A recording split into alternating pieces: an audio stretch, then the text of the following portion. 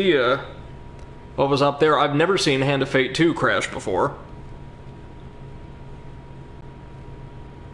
Maybe it's the vengeful spirit of Draknar come to dismantle the stream.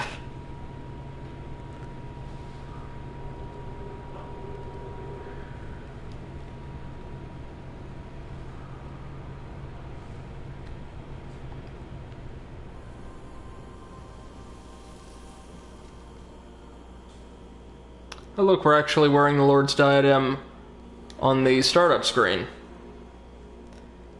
Could be console streaming being mean? Maybe. I know that the first Hand of Fate, even like when I was offline, like my first time through, crashed maybe once or twice. So, again, it could just be some porting issues, I don't know. It's the first time it's happened with Hand of Fate 2, though, so that's still a pretty good track record.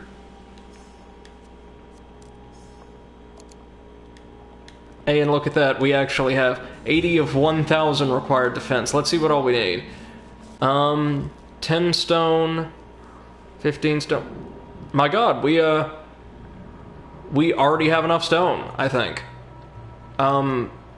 That's great. That's awesome. We're fine, then. We never have to go to the terrible, terrible quarry ever again. That is fantastic.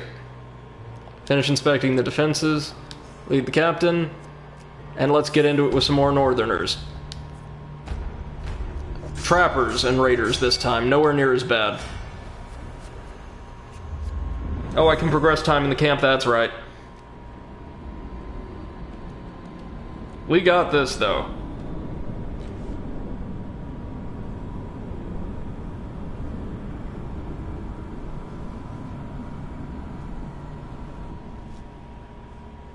All we need to do is go hack down a couple of those dense forests, which I anticipate will be a bit trickier, quite a bit trickier, and we'll be in shape. Oof. It's really cool seeing this many units in a dust up all at once, but it's also just a little chaotic tracking yourself if you're in there with, like, you know, a dozen models. Still worth it for the spectacle, though. And, yeah, I think I can definitively say Ariadne's my favorite companion to work with so far. She makes the chance card gambits a little bit easier, and just cleans house in combat.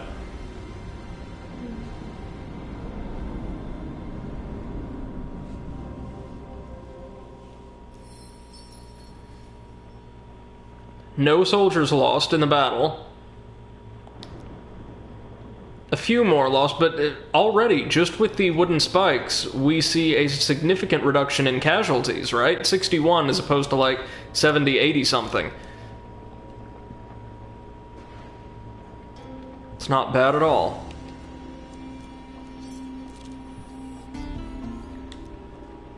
Let's build that bridge. And immediately go back and get more soldiers. And food. Inspect the defenses, nothing to build yet, but very soon there will be.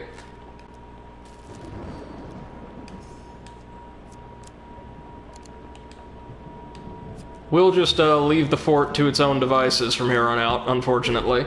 Kinda have to collect resources efficiently. The Old Maiden. Ask for supplies, of course. Hey, there we go.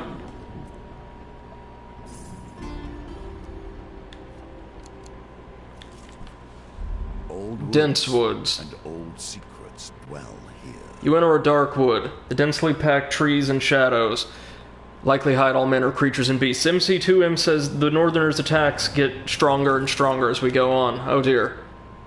Oh, this is different. Pendulum is ever changing.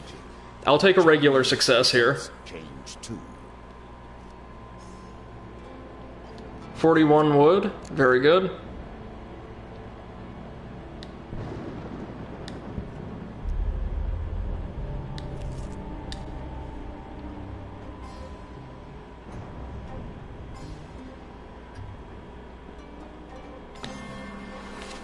Yeah, that was close. But as long as we get successes, I'm happy.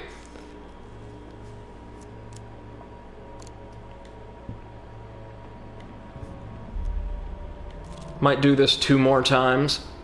Ooh, trickier and trickier.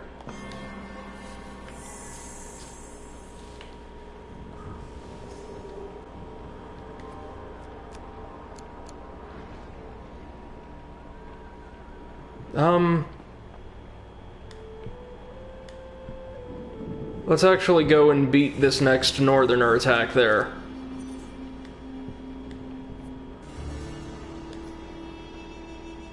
Inspect the defenses. What do we need? A palisade, first off.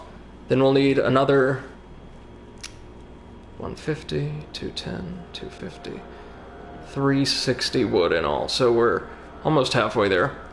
We'll go ahead and build the palisade. We can only build one at a time, that's fine.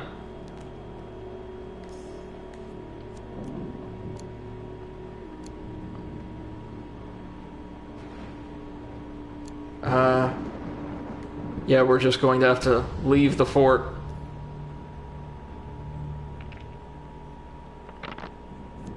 Back to the bones. Seriously? I hope you have learned to be their master. Really now? Oh, man. Well, looks like we're gonna have to fight. I've had the worst luck the past couple days, y'all. It's just the way it goes sometimes.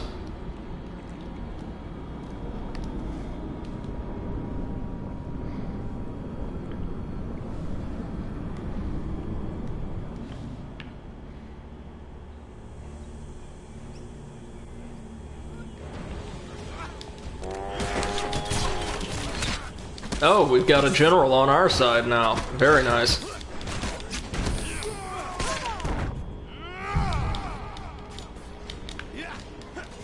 And the Imperials will make really short work of these guys. Hopefully we don't lose anyone, but...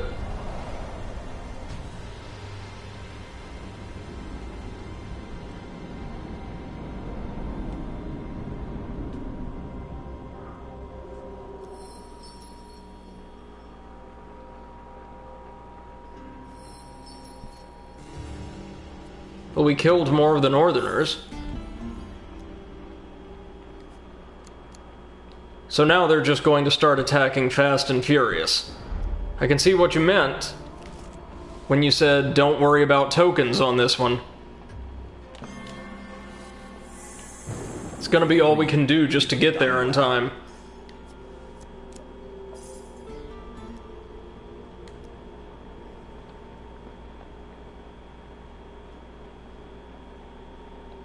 Oh great, so we need to go hole up the quarry.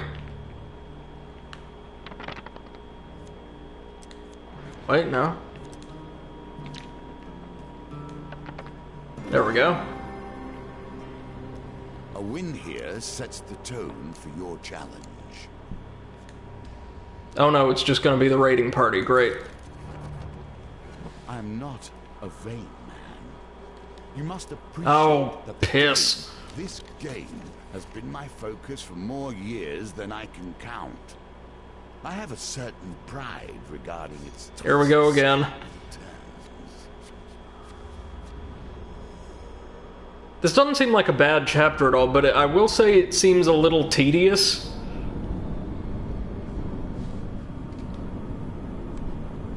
Like, there's a good idea in here, but maybe it's not realized quite as well as it could have been.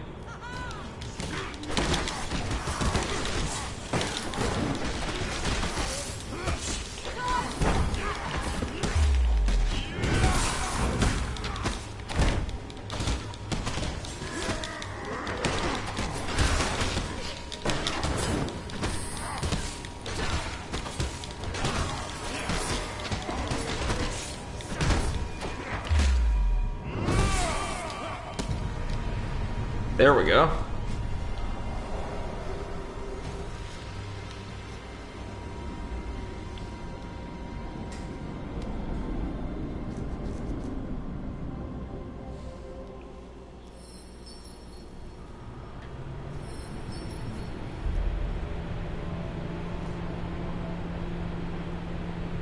MC2M says, I think it's both to pull out a small joke on games that just does this type of mechanic.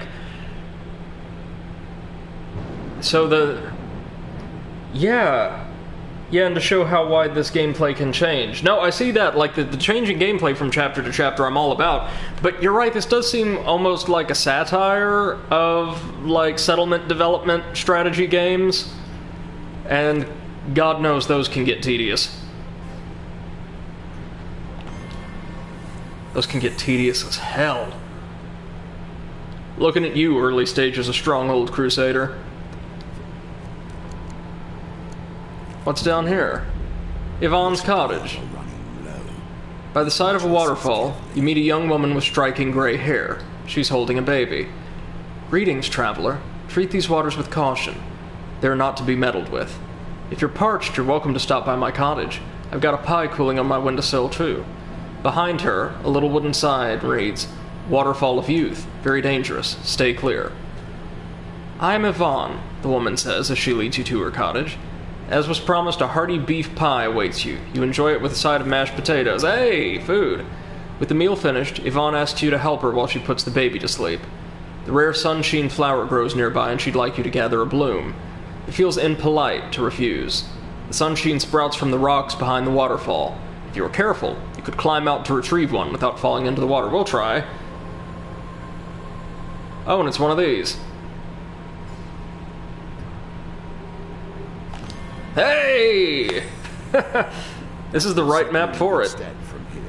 You manage to grab a ledge and regain your balance. From here you reach the sunsheen, bag it, and make your way back to the shore. Yvonne is delighted to see the sunsheen. Most travelers just eat and leave. In thanks, she gives you a gift. This will protect you in your travels. Yes, it kinda, sorta will. Thank you.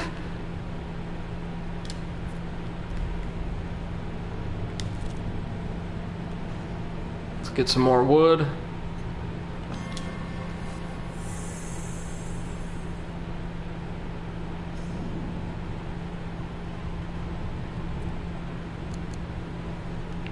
This ought to do for now. We can go see about the quarry and hopefully get those damn defenses up. There we go. In fact, I'll go order them to construct more defenses while we prep the fort. Next up, give us that central tower straight away.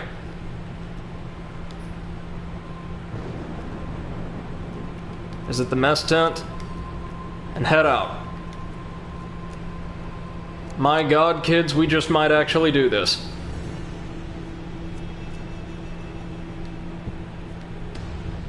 Raiding party as usual.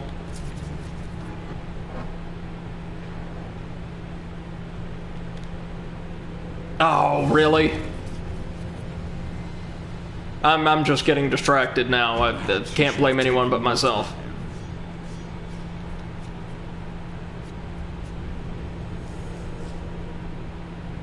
What's weird is it seems like this chapter, and,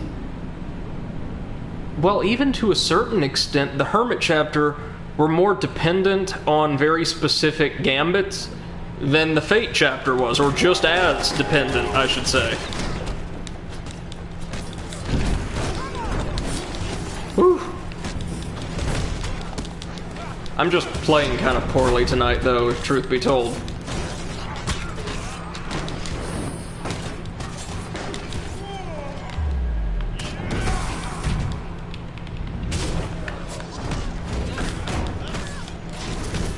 Get him, get him.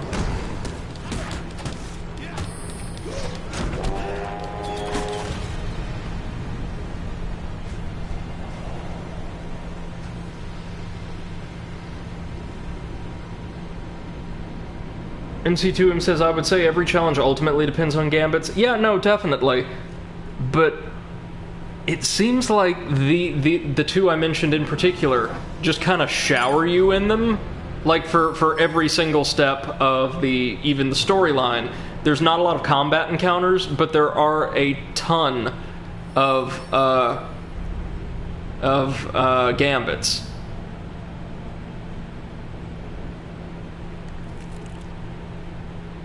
Alright, let's see what we got here. Oh, that was easy. Hey! While gathering stone, the soldiers stumble upon a tunnel entrance. This tunnel system may lead all the way through to the other side of the mountains, Captain Alpus remarks. The Greyfell Tunnel. There we go. And we get a token. Well, we definitely need to head over here then. Sorry to say. A hidden passage. You approach the tunnel entrance. The Northerners to progress. Captain Alpus sends some men to explore it. One old Imperial map had a Greyfell tunnel listed, but I had no idea that it still existed. Hours later, they return a report.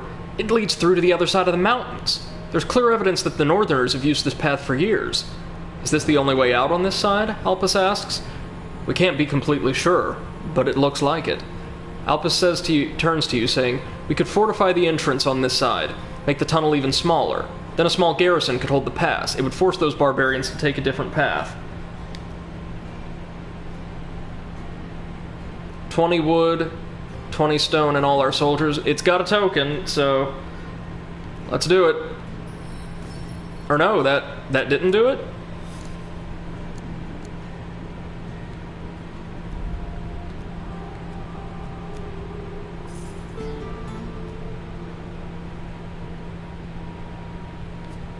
Oh, the fort is just getting devastated right now.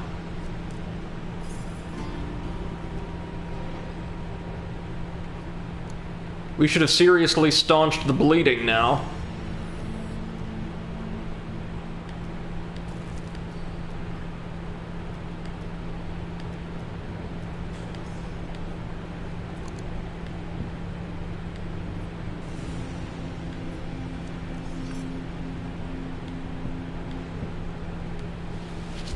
Back to logging.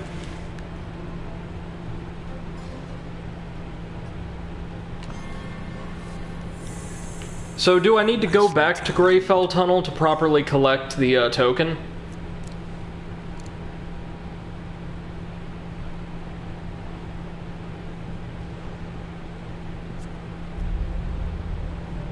Yes, okay. Oh, damn it! A little fast. That's okay. We got one more try on us.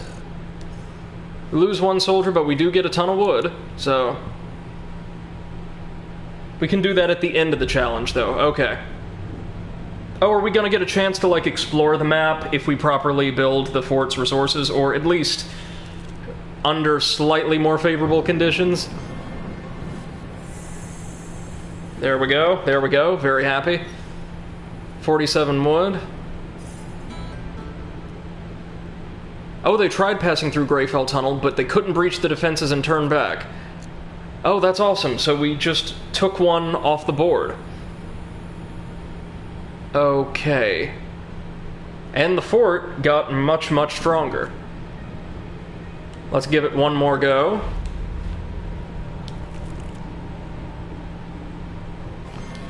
Hey! That should do it. You have done well. 55 wood. Perfect.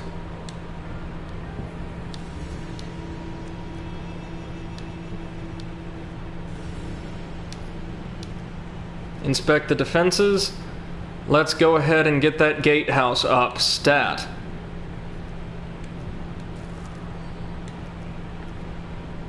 I'll actually revisit the tunnel real quick while we're waiting for the gatehouse, or, yeah, I think it's the gatehouse to be built. Our soldiers can hold it down.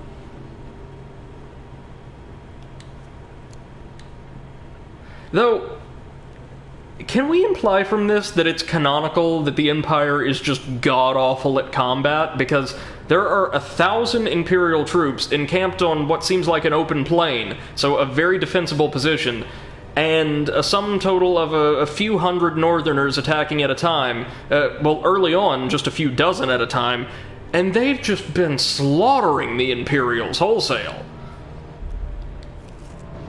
Wait, no, we don't want to do this. I pressed the wrong button. Whoopsie. Yeah, sure, why not?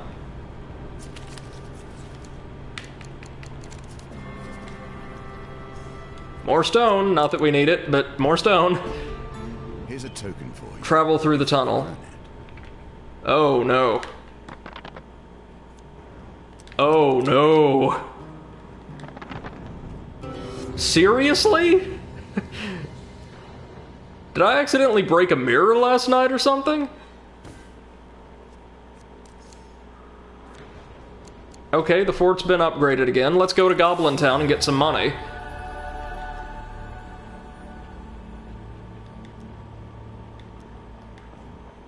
Yes. Yes. Yes. MC2M says, well, if you see the overall story, the Northerners are pressing hard on the Empire. Oh, I definitely get that. But the idea seems to be between the corrupted, even the Thieves Guild, and the Northerners, the Empire seems almost entirely dependent upon Callus and the extreme power that he commands to sustain itself. Like, otherwise you've got decently trained and armed but kind of mundane humans getting absolutely destroyed by a variety of more esoteric forces. Okay, let's see what we got. Oh, really? Huge failure. Snowspam says, how long in are we? In tonight's stream, we're about, let me see, little over an hour. But as far as the game, we are just over the halfway point. I think this is challenge number 13, no, challenge number 12. Challenge number 12 of 22. Then there's the endless mode and 2, like, post-game challenges. Let's try this again. Well, that's better.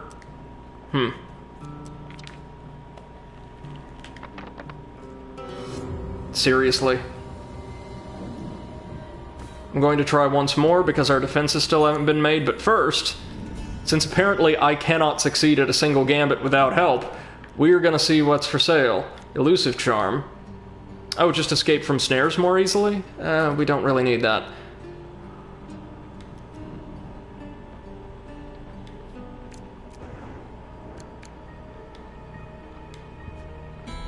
I am nothing if not determined. That's more like it. As you make the long journey through the dark tunnels, you spot something glinting faintly in the torchlight. On the ground you find a curious ring and put it in your pack to examine later. Got some more equipment, never gonna complain. I did not mean to do this again, but I'm just all over the place tonight, guys, I'm sorry.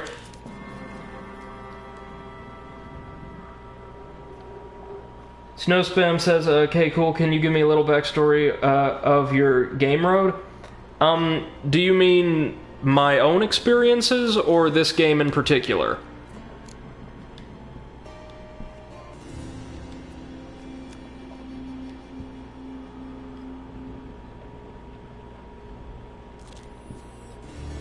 Let's see.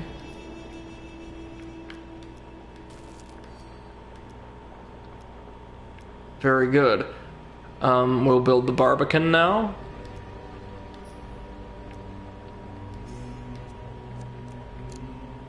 And now maybe just go try to flip those last few cards. Oh, very good. Very, very good.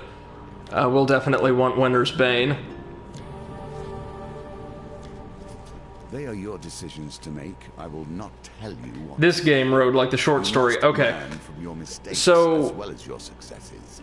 Hand of Fate is a duology of games produced by a small independent Australian studio that just turned out absolutely phenomenal work and unfortunately shuttered last year. And we are playing the apprentice of this fallen mage, the dealer, who was the main villain of the first game. And, so to speak, well, an antagonist, not really a villain, sorry. He has the special ability to preside over something called the Game of Life and Death, this game we're playing right now on this table. Using a deck of enchanted cards, he's able to manifest both our memories and a series of unusual supernatural phenomena in the form of encounters that it's implied our player character, our perspective character, is able to relive and, like, take different paths in and the like. In the first game, you played a series of 13 games with the dealer in an attempt to make it through these gauntlets of challenges. Sorry, I'll pause it so I can explain without him talking over me. And claim his power. By defeating him in the game, we were able to banish all of his supernatural allies from the world, and eventually, it's implied at the end of the first game, kill him. But he survives, and in this game, he is training you up as a totally separate character to take the fight to the player character of the first game, named Callus, who has since taken the dealer's power and abused it horrifically on a campaign of genocide against fantastical creatures and magic users, basically attempting to render the world completely mundane and under the supremacy of a human empire. So we're trying kind of to correct what we worked to do in the first game. Right now, we are working as a mercenary with Callus Empire to fight off waves of barbarian invaders. My revenge. It's kind of implied just for money and experience. Sorry if that's a little unclear or kind of rambling. If you have any more specific questions or I was unclear about anything, please let me know and I'll try to give you a better rundown. But that's the long and short of it. We have to make it through a series of 22 different challenges themed around the major arcana of the tarot. Right now we are on Justice. Speaking of justice, I just bought the, yes. Represent the Yes, we can finally get rid of the gnomes. More cards, more opportunities.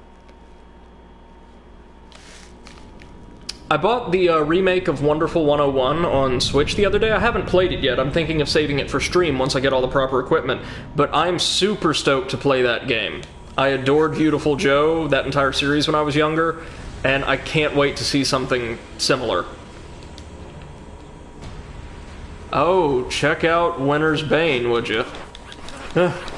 Whew. Nope, nope, nope, nope, nope. I need more food?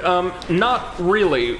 In this chapter alone, we can stop by the Imperial Fort, which we have to do anyway to assemble defenses to keep the Northerner warbands out.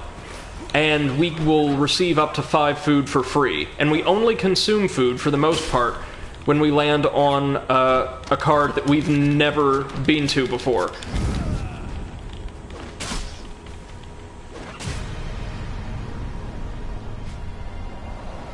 I just want to remind everyone that is technically a boss fight. Jetstream Sam from Metal Gear Solid Revengeance, that is not. Or Metal Gear Rising, I'm sorry.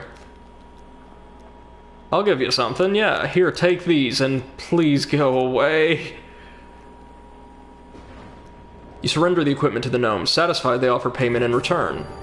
Gold, and quite a bit of it, too. Very nice.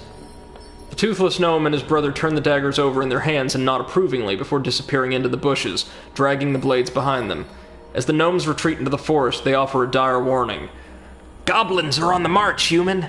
They hunt us, whether for food or sport, we know not. Beware. Beware the gibbering horde. Well done. You mean the other gibbering horde? Because, I mean, sorry to tell you guys, but, let's take a higher oh, Lord, no. Well, worst case scenario, we just gotta fight.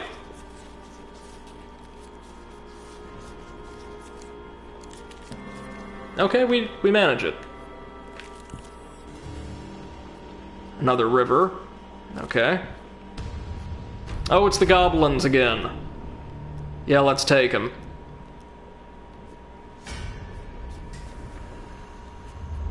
I hope everybody's doing well this evening. I see we've got a nice little crowd in stream chat. Thank you all for dropping by, for the record, and electing to spend some of your time with me this evening. Glad you're here. Hope everybody's doing well, had a good day. I had a pretty decent one. Struggling to respond to students' emails, notwithstanding.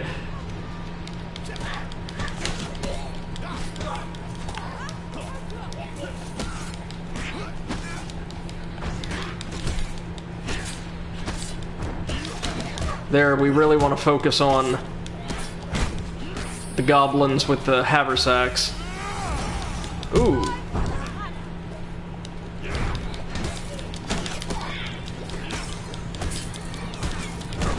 Ooh! They've got one with the Morning Star. That's not great.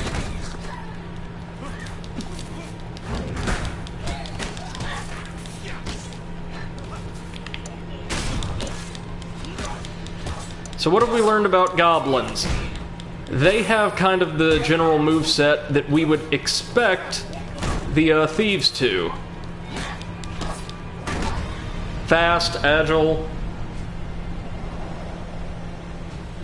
Enderlord99, hey, good to see you. I think this is your first time in chat, so welcome to the stream. Glad to have you.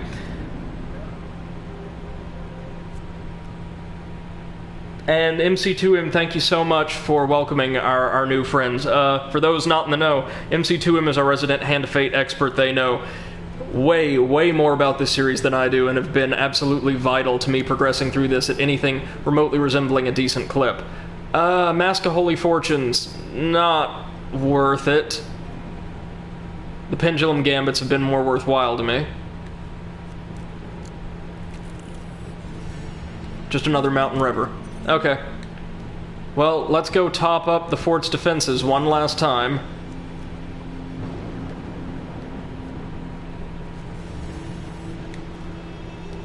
It's so nice that they even heal you. They really don't want you worrying about anything other than resource gathering, do they?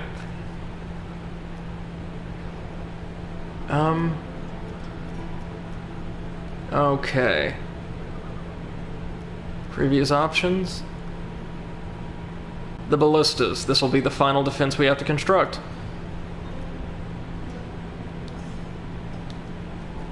And here we go, time to throw down with another band of skirmishers. Ooh, that's nasty.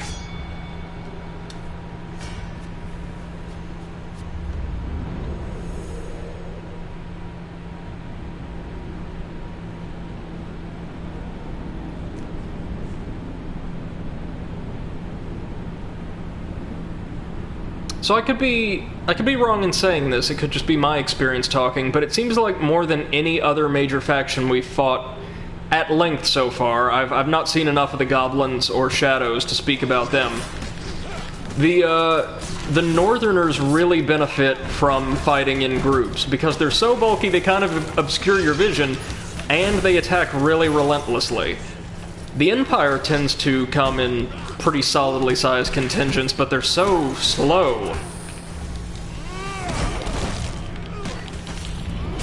Fortunately, we've got Winter's Bane, which will allow us to take these guys right down. Oh! Finally got hit by one of the bolas. Oh dear. We've got the ideal Viking battling set, though, don't we? Oh, again? Really?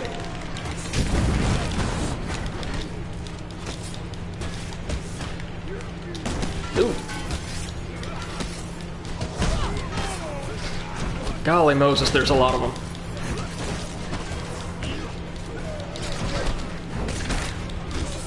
Let's hope we didn't lose too many Imperials.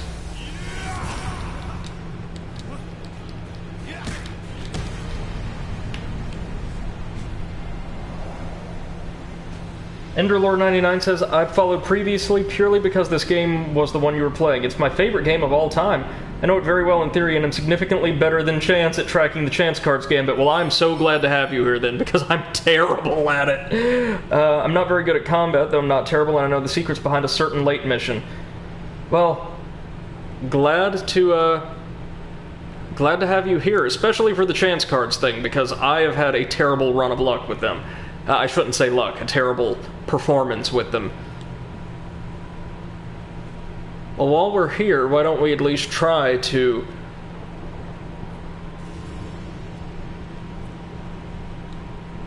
flip a few more cards while we wait. MC2M says, when an Empire general runs up to you and strikes fast, the rest of the army seems slow. Yeah, no, they do.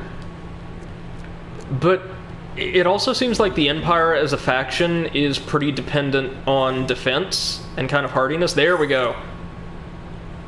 We have finally arrived at Optimum Fort. Let's try this again. It's okay if we don't get it.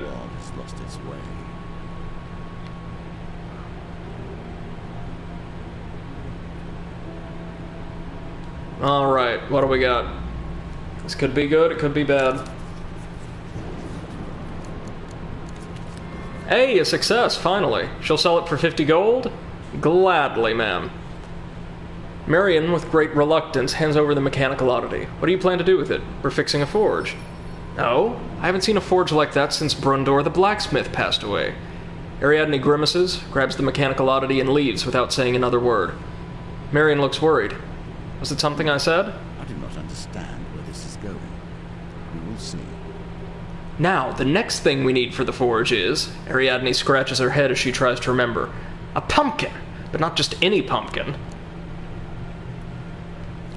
What could be down here? Bring the battle to their door. The Northerner village.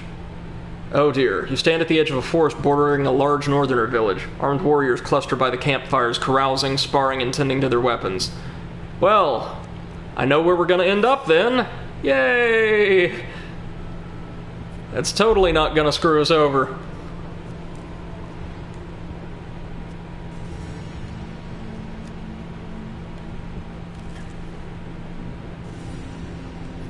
As you enter the fort, you are summoned to meet with Commander Trenico. You find him standing over a disheveled Imperial soldier. It was a trap, the soldier stammers. We were lured to the village with promises of peace, but their warriors...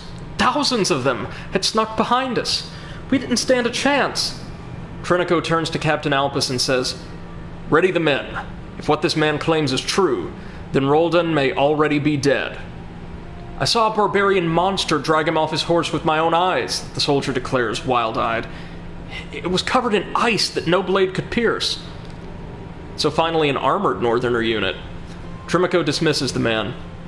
Mercenary, you will lead my men to this village immediately. Alpus, bring me their leader, and we will have the truth. What?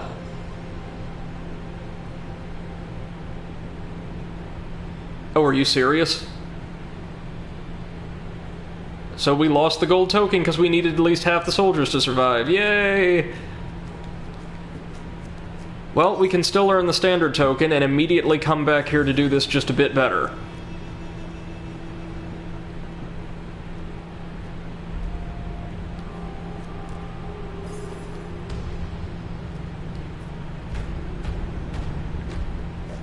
We encounter a raiding party, but we can handle them. Oh, that is a shame, guys. I was so confident we were going to get the gold token, but... ah, damn it. So I guess what you need to do, instead of prioritizing building certain types of defense like I did, is just build as many of the lower-ranked defenses as you can as soon as possible. I can use the Northern Pass with the army, I figured, but...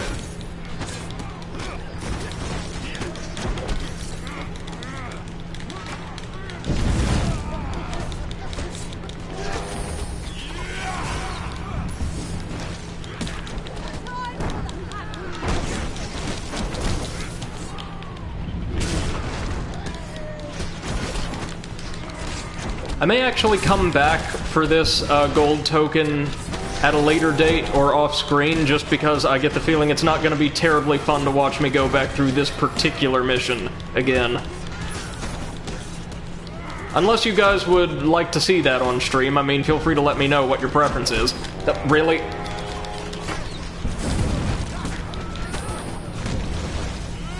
There we go.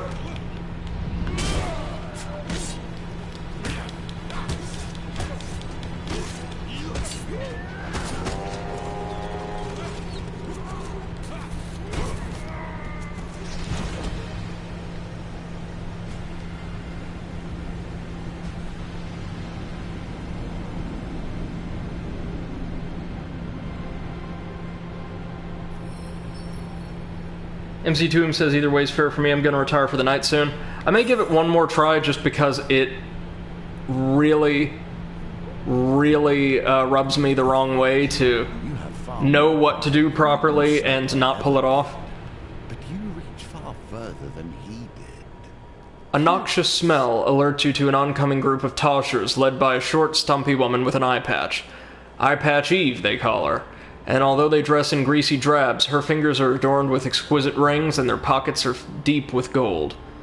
Look at this princess. Bet they've never done a day's dirty work, she sniggers.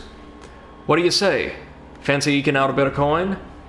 Tide's a-comin'. Better get in there quick, princess, says Eye Patch Eve as one of her consorts lifts a lid off a manhole. As you and the Toshers come splashing down and your boots soak up the muck, you feel something at the bottom of the putrid subterranean river. I'll take the gambler's jewel, thank you. You plunge your hands into the rancid water to pull it out. Ooh.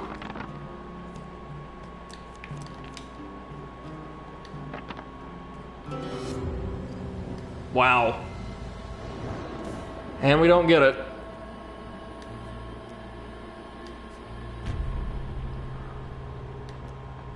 So yeah, I don't think I've succeeded at one or two gambits when it's been really clutch all night.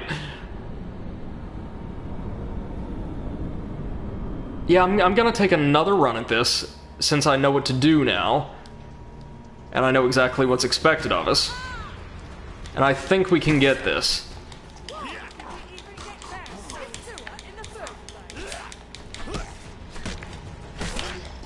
Got him. Yeah, this will be nice and easy.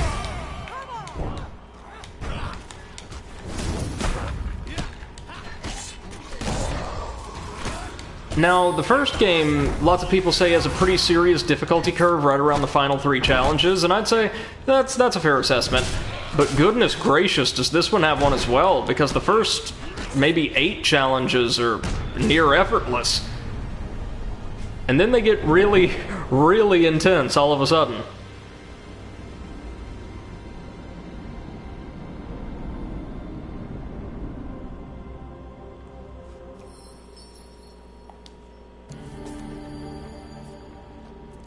At least we got plenty of tokens from this run through. Justice seems such a fleeting concept. Lost among the sea winds. All we have left is her younger sister, revenge. You lead the army to the edge of the forest surrounding the northerner village. The mountain men gather before their shaman, who stands chanting over a pile of corpses. The sight of a bloodied scrap of cloth makes Alpus gasp in recognition. The bodies! It must be Roldan and his men. As you watch, the shaman concludes her ritual, and the corpses are consumed by green flame. From the ashes rises a monster, a frightful construct of ice and steel. They're desecrating our men, one of the soldiers cries out. The Northmen below turn to regard the tree line with suspicion. Having lost the element of surprise, Alpus gives the command to attack. The Frost Tyrant.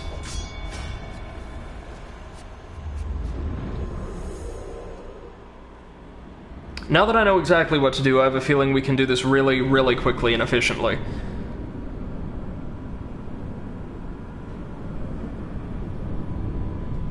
Mine all the... Something else I did incorrect. Mined too much stone early on. We did not need all of this. We didn't even need but about half of it. Oh, that's cool. No pun intended. Northern Champion. His cold eyes meet yours, and you can sense the many who have died at his hand. Roldan is nearly the most recent. Tyrants favor regenerative ice armor that stops standard attacks. Use Bash to break their armor. Alright. Well, we've got the right companion for it. Oh, and she shattered his armor straight away.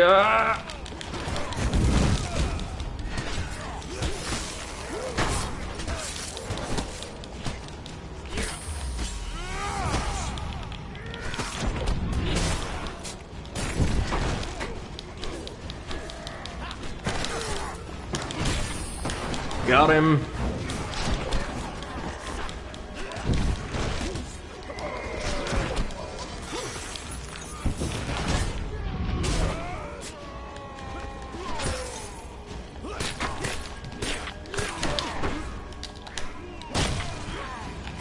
Got him. And he should go down pretty gently now. Especially since we've got Winter's Bane.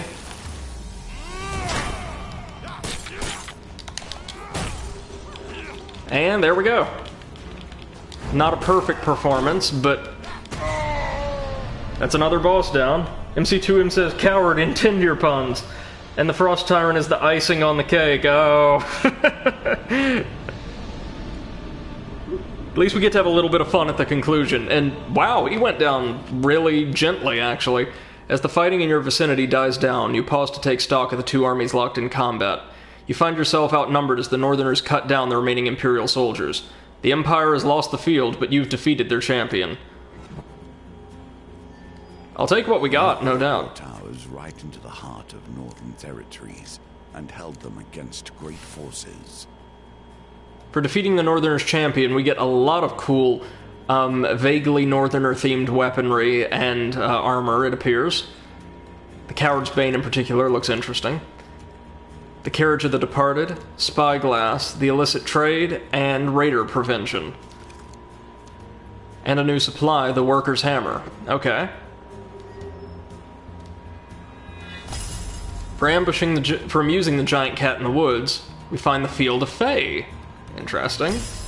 For helping gather sunshine flowers for Yvonne, we have Yvette's cottage.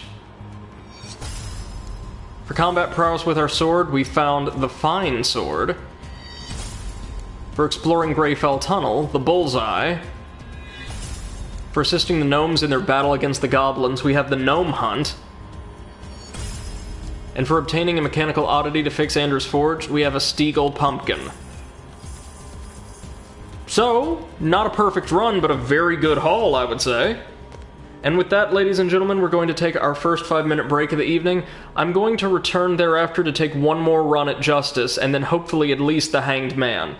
Don't go anywhere, we'll be right back. And in the meantime, in chat, if anybody has any strong objections to me replaying Justice one more time, please let me know. I don't want to bore you guys.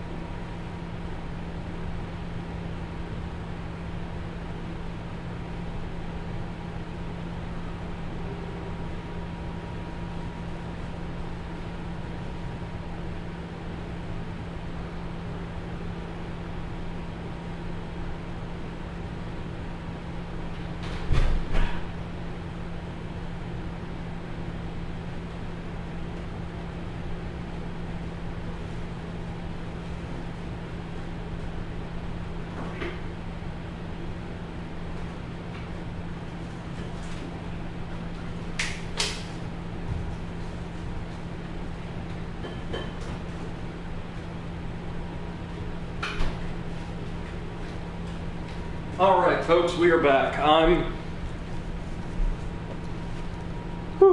Sorry for the, protracted break there. I had to have an unexpected snack. Diabetes is fun sometimes. But we are here. Thank you very much, thank you.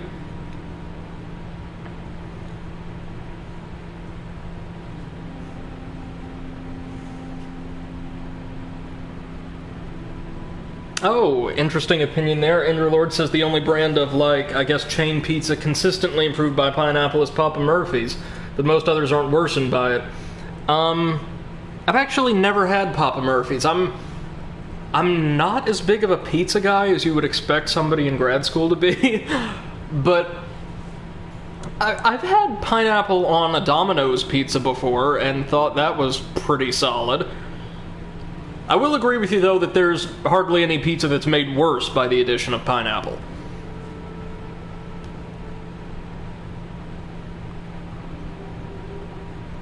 Growing up, my dad always loved having Hawaiian-style pizzas, quote-unquote, which were, at least in this part of the country, like that's typically just your pineapple and ham. It's really good, actually. Speaking of, I got some Chinese takeout delivered the other day because, well, being a diabetic guy with hereditary high blood pressure, living in a very nice part of town, but directly between a massive nursing home and the city hospital, you don't want to get out that much. And I got this fantastic dish. It was deep-fried duck, lightly tossed with vegetables in a brown sauce that was heavily flavored with chunks of pineapple. It was absolutely phenomenal. Enderlord says Papa Murphy's is one of the best, but you need an oven. I know, their slogan is take and bake. And I knew somebody, like back in undergrad, who worked at Papa Murphy's and thought it was a perfectly solid workplace.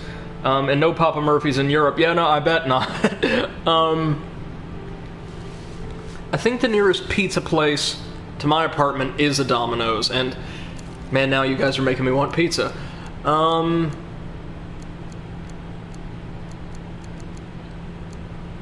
Let's see. We don't want the Gremlkin.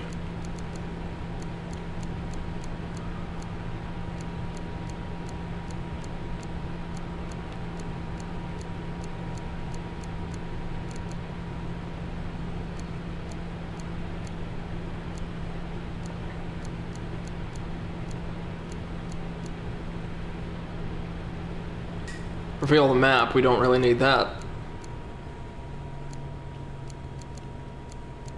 One Drunken Night's actually not half bad. Tarts, Pies, and Exotic Lies, sure.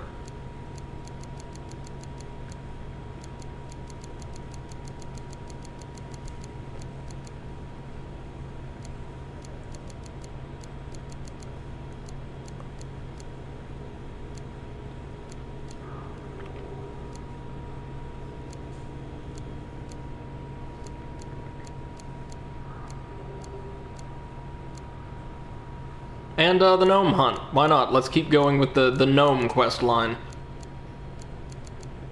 Everything else... Oh no, we don't want gnomish exchange. Instead, let's do Carriage of the Departed.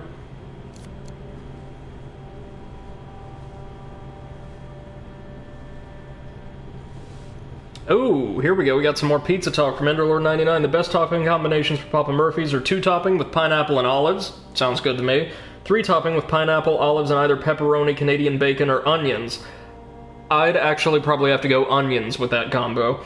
Or 4-topping with Canadian bacon or pepperoni. You know, my personal go-to for pizza, like, nobody can screw this up that I've seen, consistently been... Oh look, we just got a straight upgrade to the sword. I will take it. Consistently solid, no matter where you get it, is, a nice solid sausage pizza. We'll take Fate's Path, because, you know, why not?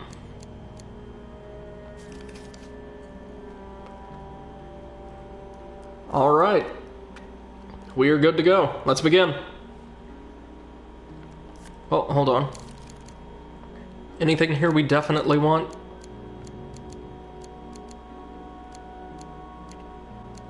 I don't think so. I don't think we unlocked anything that's going to be super helpful.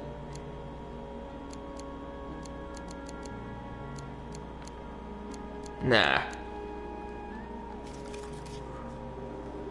Ooh, MC2M says I've had homemade pizza not long ago. That sounds amazing.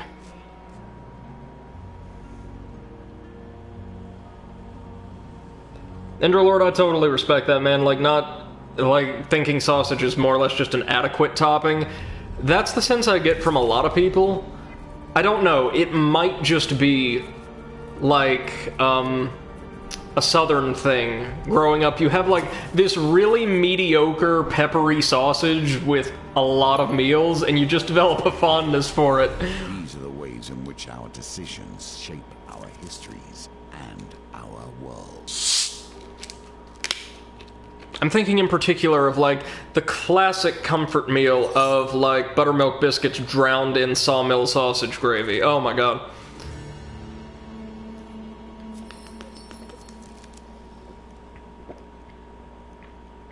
You're right that it's hard to screw up, though, I think. Yeah, it's really hard to mess up, like, straight sausage or, like, a straight cheese pizza.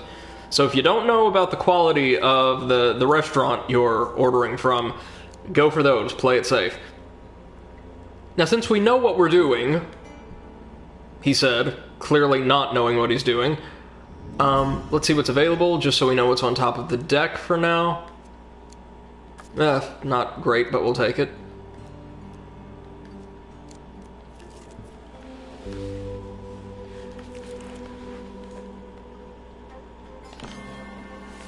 There we go. Plain cheese is even easier to do right, glad that we agree. As am I. I know that... Because it's happened once or twice before. If you totally botch like a cheese pizza, there is no helping you.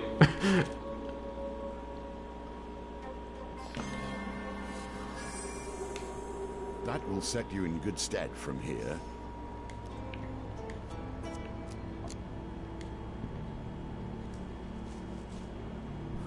We'll take all the wood.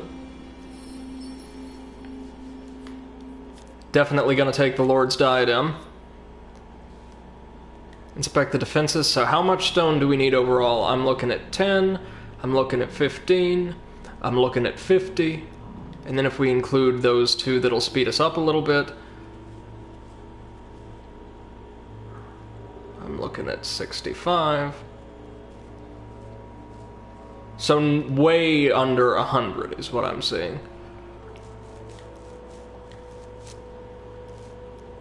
Yeah, we can go ahead and start constructing some ballistas.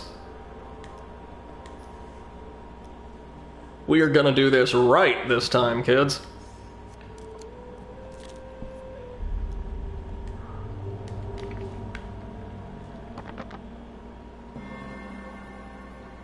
Just get some free food. Oh no, a map reveal card. Okay. Everything's almost exactly where it was last time. If you recall, all the buildings that don't add defense are traps. Yeah, I get that sense. I'm saving up. Well, no, I won't make a point of gathering just for the ones that accelerate construction, but I'm keeping them in the back of my head just in case things start to seriously go south. It's the river, as expected.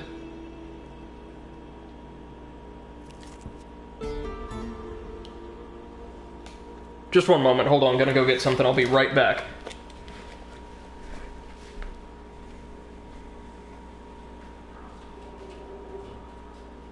Or no, sorry, I'm not. I was looking for my phone in case it went off, and it was directly behind me on the couch.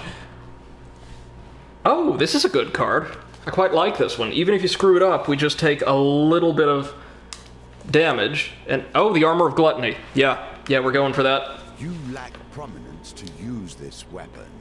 Gain more fame.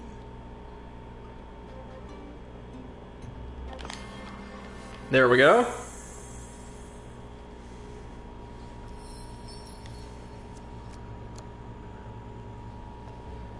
Oh, and now the chance card gambits. God, I hate these. So, audience, if you'd care to help out a little bit, I would be very, very welcome to the idea, or receptive to the idea. Let's see what we got.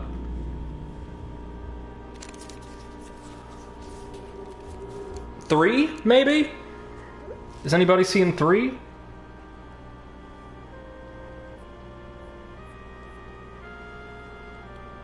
What do we think?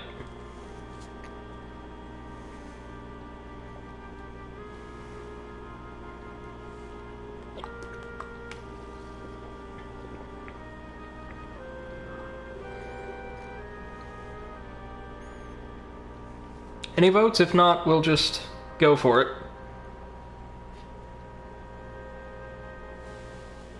Okay. 3, 2, 1.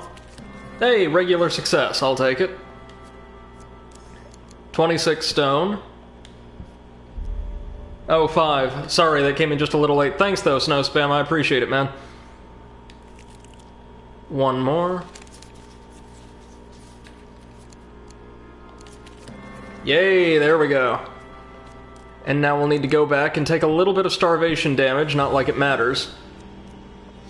Or not.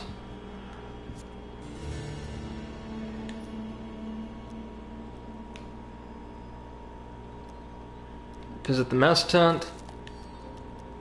And head off to construct the bridge. It was a fail anyway. Okay, that's fine.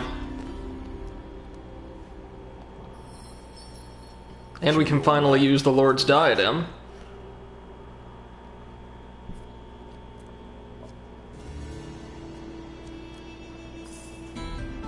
Yeah, that's our first Northerner attack. We need 1 more unit of stone.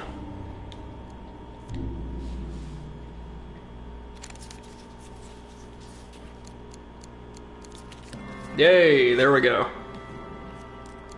Should be good for now.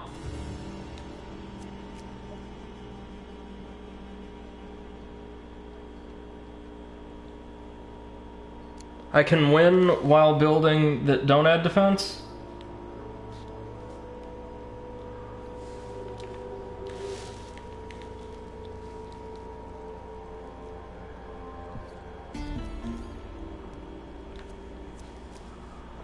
What could this be?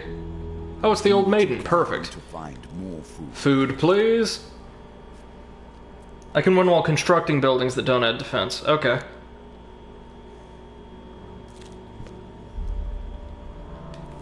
Let's see what we can do. Nicely timed. Oh, we're down to 10 soldiers. We better go resupply real quick.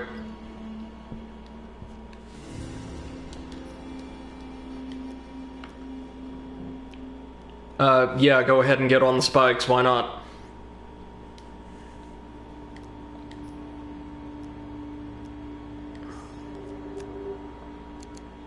Real quick, see if there's anything here. Just in case. Gambler's Jewel. We'll take.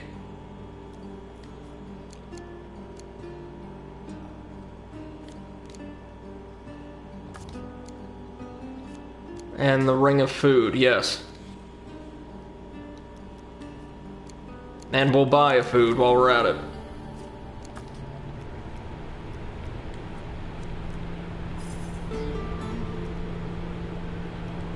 Ugh, that's gonna be rough. So question. Can I discover the tunnel before the fort is attacked from that direction, or do I just have to take that one on the chin?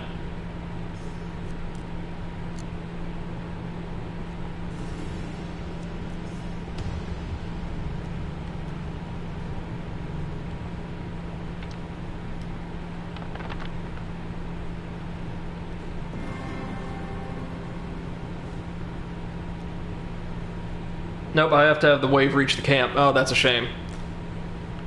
We can take it, though.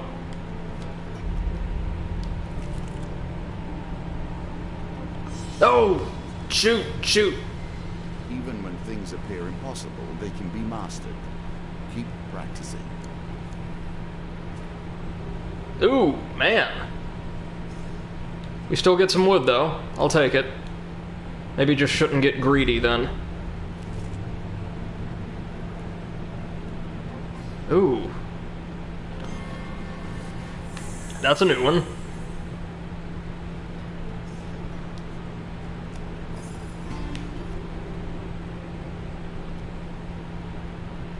Yep, now we can go close up the old quarry. Which we shall do in just a bit. The pendulum swings like a sigh.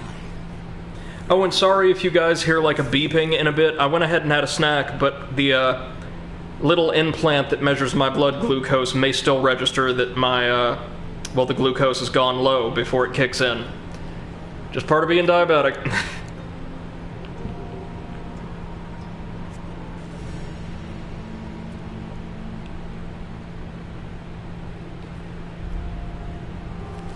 Okay, let's keep our eyes on those huge success cards, folks.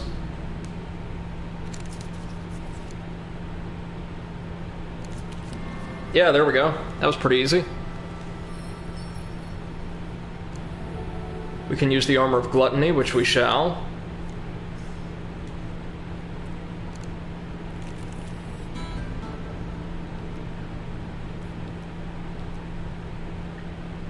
Yeah, let's fortify the entrance. We're not gonna stop at Goblin Town because we're good. We are perfectly and completely good.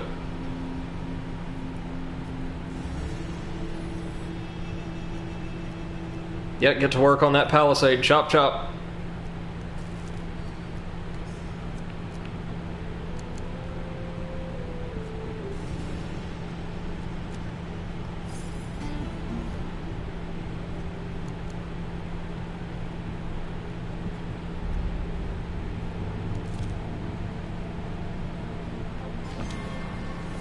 Good. Breathe. You have done well.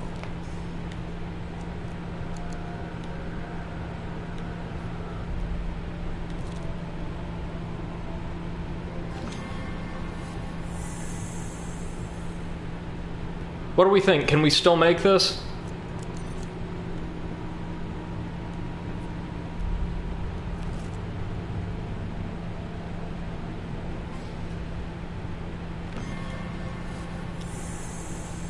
That will set you in good stead from here.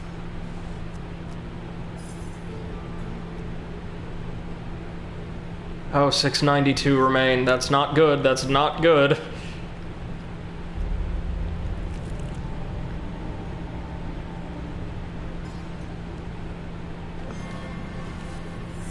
MC2M says, yeah, we can do it. Okay. Just gonna have to really prioritize. Getting one more unit of wood, then it is back to the fort to start building defenses.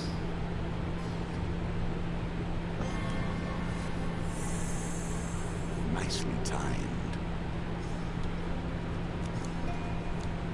Great, the fort's stronger. Very, very good.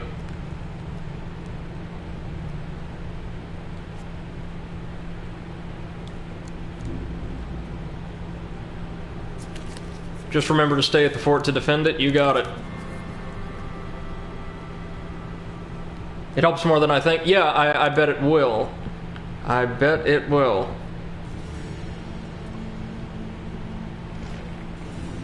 A balance of resources is key. No one wants to perish wealthy, but starving. Going for that tower right away.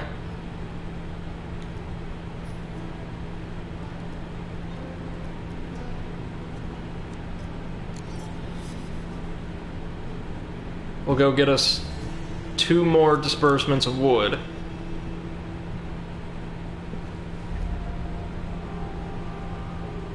Or no, we don't have any soldiers. Whoopsie, that was a big mistake. I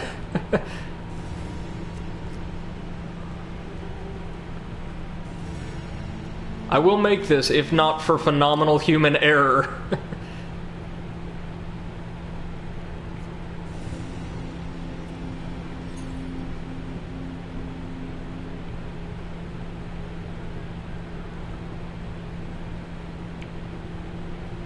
Well, no, I guess we've got to defend this one for now. We can go back for the wood later.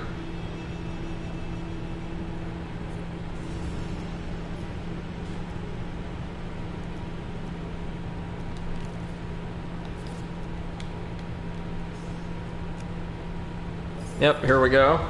Invaders at the gates. Since it's our first time running into them, it's not too many.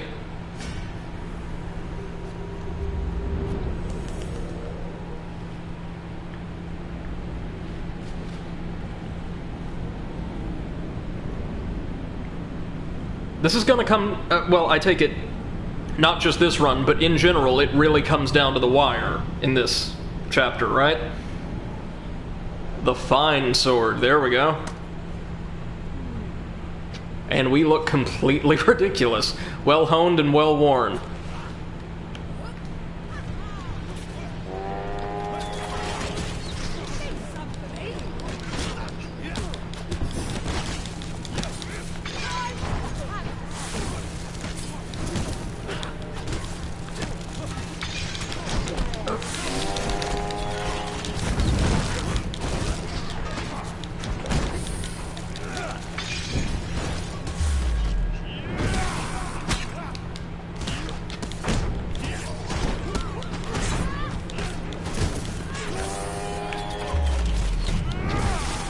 MC2M says you can actually get up to like 600 or 700 soldiers. Wow. Gotta love games that allow for a lot of optimization, huh?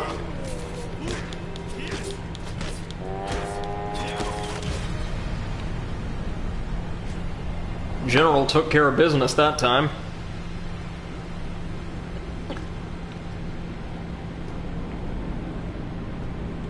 See, now my problem, and I'm sure this has been evident in these streams so far, it's one of the reasons why, even though I love strategy games, I'm not that good at them. Oh, we're doing alright. That held him back then.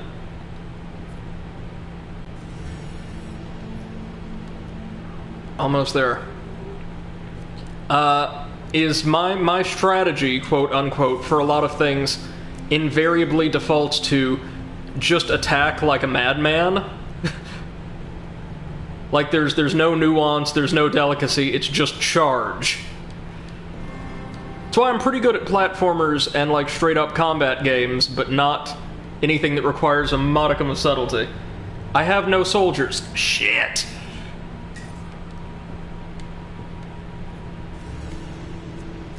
Well, I don't think that'll matter. We still need to wait for the tower to be complete. Yeah, we need to build the gatehouse, and then we need just the Barbican,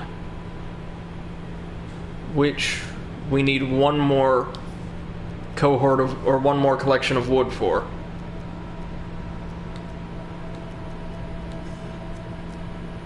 We can do it. We can do it.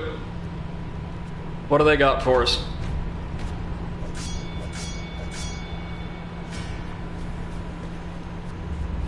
Thank you so much for pointing that out to me. I'm just off of my head tonight. You ever have one of those days where it seems like you just can't quite get it together? That happens like 2-3 days a week for me. And I'm technically a teacher. How do you like that?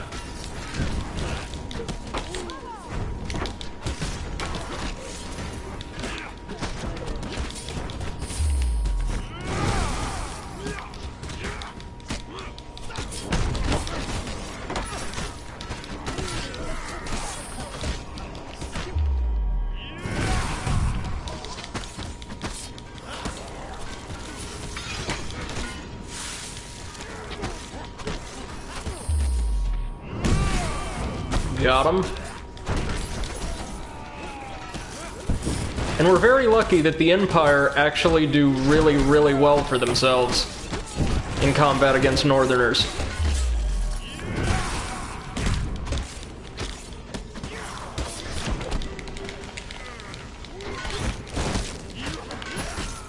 Ooh, there went one of our guys.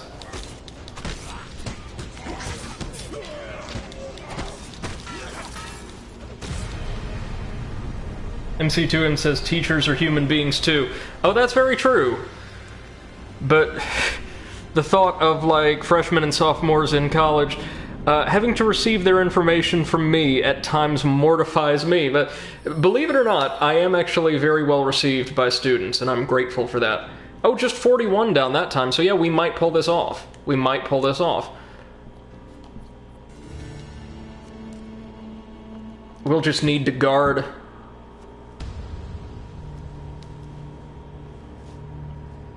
We'll need to guard the fortress like hawks.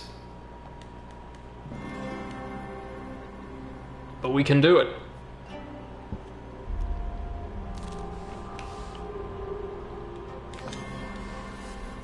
Alright, you lot.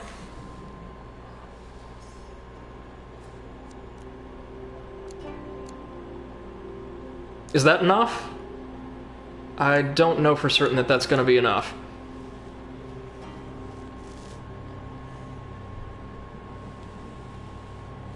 Yes, it is. Okay. Hoofing it back to the fort, then.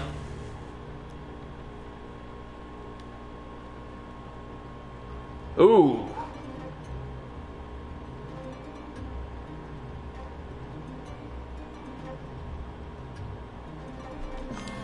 Hey.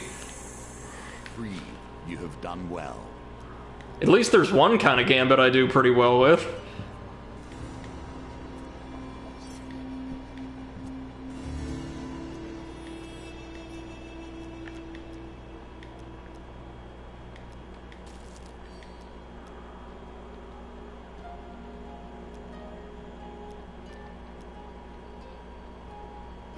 Can I, like, head out on my own and attempt to disrupt the raiders?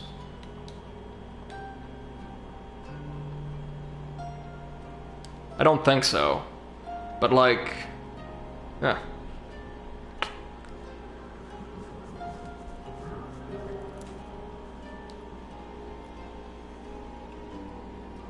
I can fight them alone in the fort, but that's it. Okay, I may do that, then.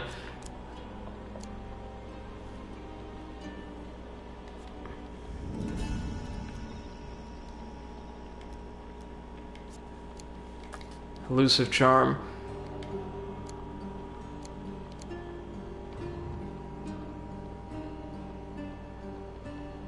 Leaving the troops in the camp increases their survival. So, abstaining from taking soldiers with us makes it much likelier that they'll live. Yeah, that makes sense.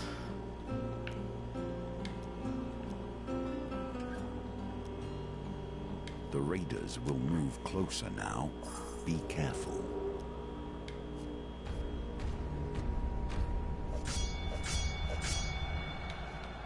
Oh, and yet they come anyway.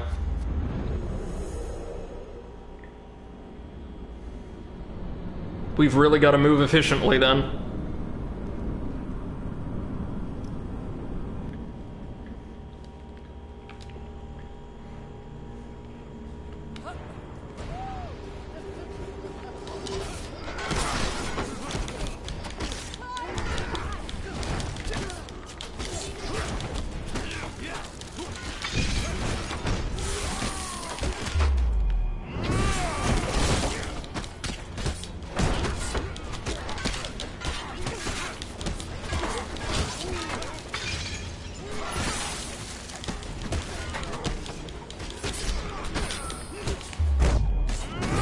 Man, look at Ariadne go.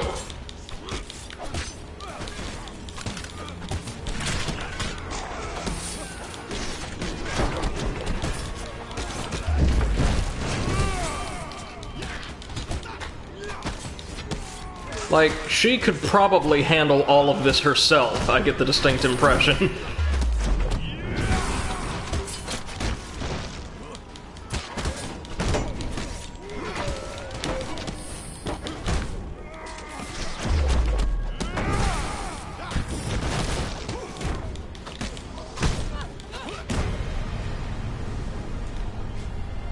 At least it really gives a feeling of two squadrons colliding. It does. No, this game does a much better job of incorporating all of the different aspects of the lore for each chapter into the combat encounters. I like it. It's kind of chaotic and makes it difficult to see at times, but I do like it. Oh, this is going to come down to the wire, but we just might make it.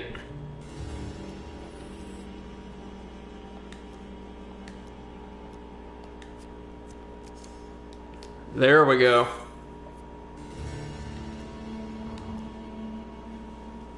And finally, yes, the Barbican.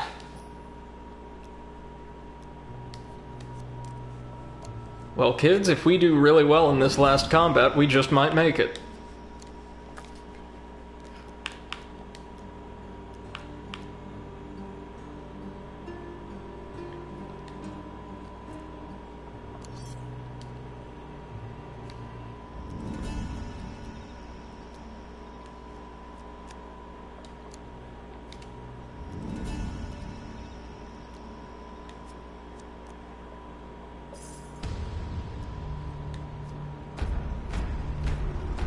Don't forget to use the northern pass to when leaving the fort to avoid losing soldiers. Oh, I will not. Rest assured, I will not.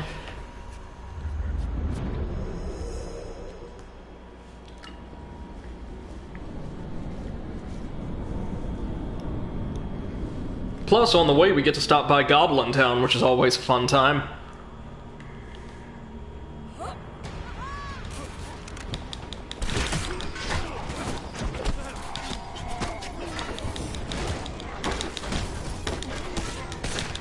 Oof. Ouch.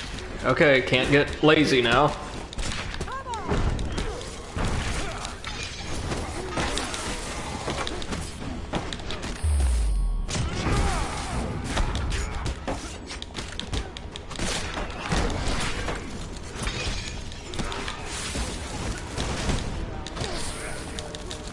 Whew. Down she goes.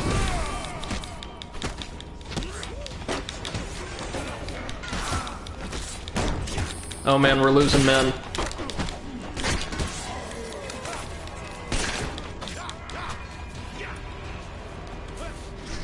Fortunately, it looks like the Imperials have lost a whole lot more than we, or the Northerners have lost a whole lot more than we have. I guess it's because the phalanx or the phalanxes tend to be really, really good at blocking their attacks. The same, however, cannot be said for the poor musketeers. Just the one soldier, okay. 528 remain. Can we do it? Yes, we can.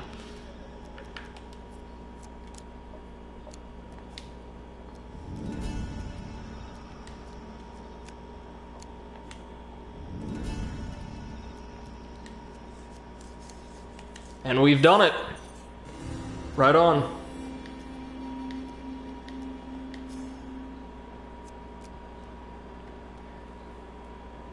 So now, can we leave the fort? We're good? We're all moving out together, so we can just go through the quarry, through the tunnel in Goblin Town, and head down to the village, right? Yes, okay.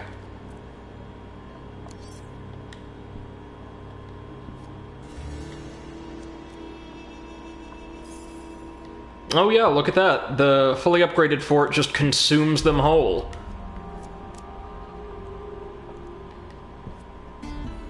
We get some equipment on our way through. Oh no, just the one time. Okay.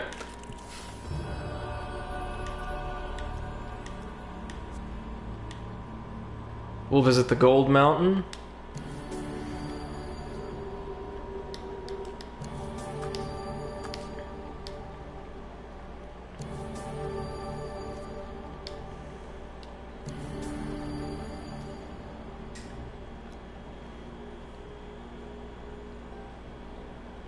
And here we go.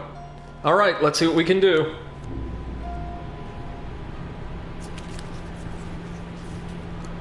Two, maybe? I'm thinking two. Or 5? Because it looked like they just reversed the order 3 times. 3, maybe. Oh, man. That's alright. We'll get Goblin Town one of these days. The carriage of the departed. All that is left to the living, especially in times of war and chaos. The town of Hull has been hit hard with an outbreak of corruption. The dead are piling in the streets, the Empire captain says, rubbing her tired eyes. I'll pay good money for any bodies you gather this day. You are given temporary custody of a horse and cart. Bells of bereavement have been braided into the horse's mane. You lead the carriage to the northern streets of Hull, ringing your bell and calling for the dead. Well, we've got the gambler's jewel, so... Games within games within games. Man. Just no luck tonight. We've collected 10 deceased, and now head here to the south.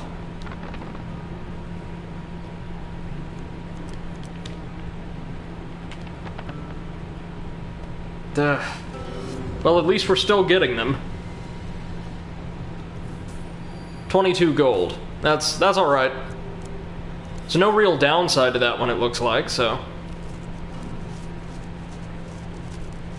Oh, and with Fate's Path, we get to reveal the whole map when we're about to clear the chapter. Alright. Well, hold on, if that's the case... Oh no, we've got to go for it. Alright. We can take him. I mean, I think it's fair that we didn't earn any, like, additional tokens or shards this go-round, given how many we earned last time around, eh?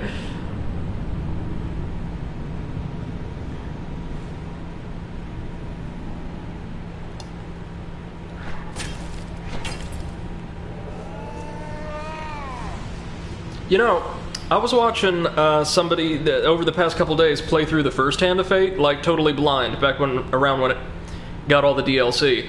And this guy, playing pretty intelligently, ended up dying something like, I want to say maybe 8 or 9 times on the King of Plagues chapter, either the King of Plague or the Queen of Plague, and then managed to clear the dealer on his first go, with significantly lowered max health.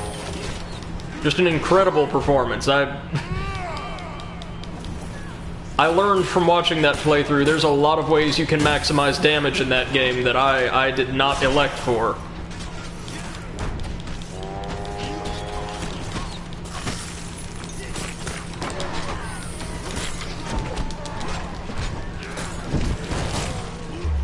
As part of the fun with roguelites like this is seeing how others play the game and what they can do, or ways you can build characters or progress that just never occurred to you.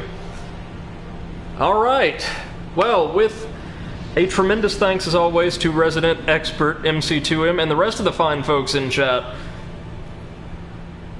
Enderlord and Snowspam, thank you all so much for your advice and holding it down with us. We managed to make it. Captain Alpus, wounded but alive, declares victory as the last Northerner warriors flee into the hills. Justice for Roldan! The cry goes up among the Imperial soldiers. You inspect the ritual site and discover only the corpses of Northerner women and children. Your people did this, the shaman declares. Your kind speaks of peace, but delivers only butchery. We only seek to protect ourselves, and yet again you deliver death. Round up the prisoners, Alpus commands. We'll take them back to the fort. Our work here is done. That it is. What do we get? Even now we move in liminal spaces. For helping the Empire crush the northern village. Our understanding The will of the Northerner horn. Okay. I'll take it. Moreover, we get to change the chapter icon from silver to gold, which just gets those endorphins firing off in my brain. Now let's move on to this, the Hanged I Man. have devoted my life to this game, yet even now it grows stale for me. I wish I did not know what I know now. I wish that I could indulge in the simple innocence of the common folk. Okay. This one is completely new. And with that, I go to sleep. Alright, MC2M, thanks for stopping by as always, man. Always appreciate your help. The North is invading the Empire, and the Imperial Army is nowhere to be seen. Keep ahead of the Northern Horde as it sweeps toward the capital, evacuating as many villages as you can. This is a pretty straightforward chapter, so good luck. Thank you very much. I think since they say be proficient at more or less any type of gambit, and I do okay with pendulums, we're going to construct this build to emphasize, Snow Spam still here, glad you're holding it down with us. I'm going to construct this particular deck to emphasize the dice gambit. What on earth is this? No, we don't need a crossbow. The merchant's ring? No. I'll take the leather armor. I'll take food. And for this, probably I'll take gold. Well, no, and instead of the armor, now that I think about it, we're fighting northerners. So we're gonna want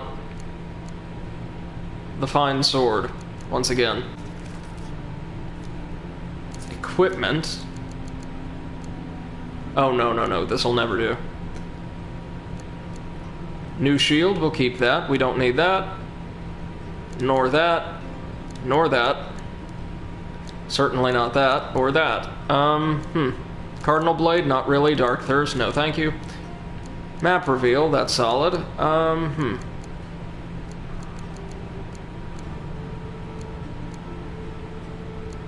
Let's throw in a new weapon just for fun, the Coward's Bane.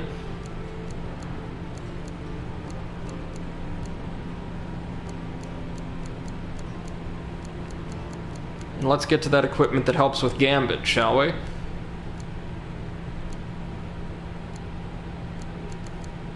Shuffle less.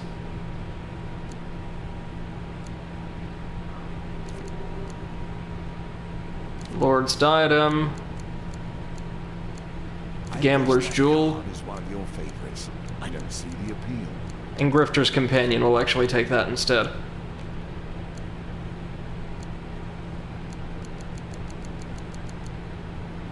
And then for some new stuff, we'll take the Jousting Armor.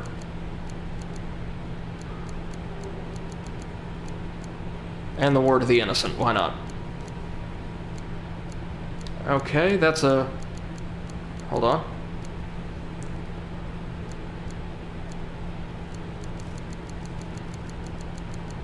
Do we have absolutely anything else that would help? Add Ring of Food? Okay, you got it.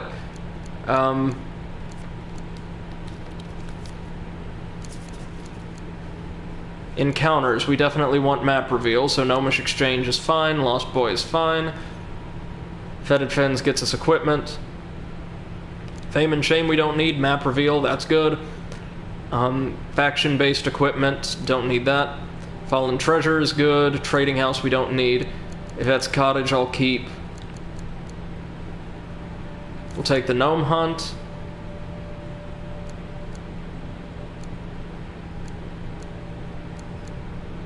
Carriage of the Departed.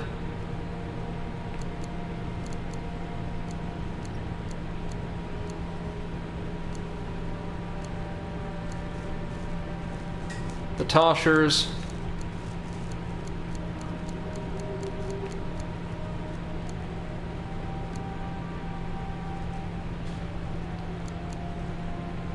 And, I'm thinking Man of the World. Yeah, let's try with this. Alright, let's give it our best shot, folks.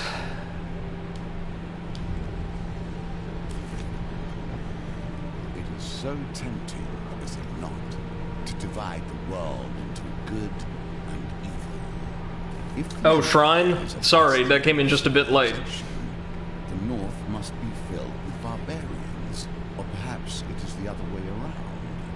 Perhaps the noble Northerners have a true connection to the land, and the Empire is lost.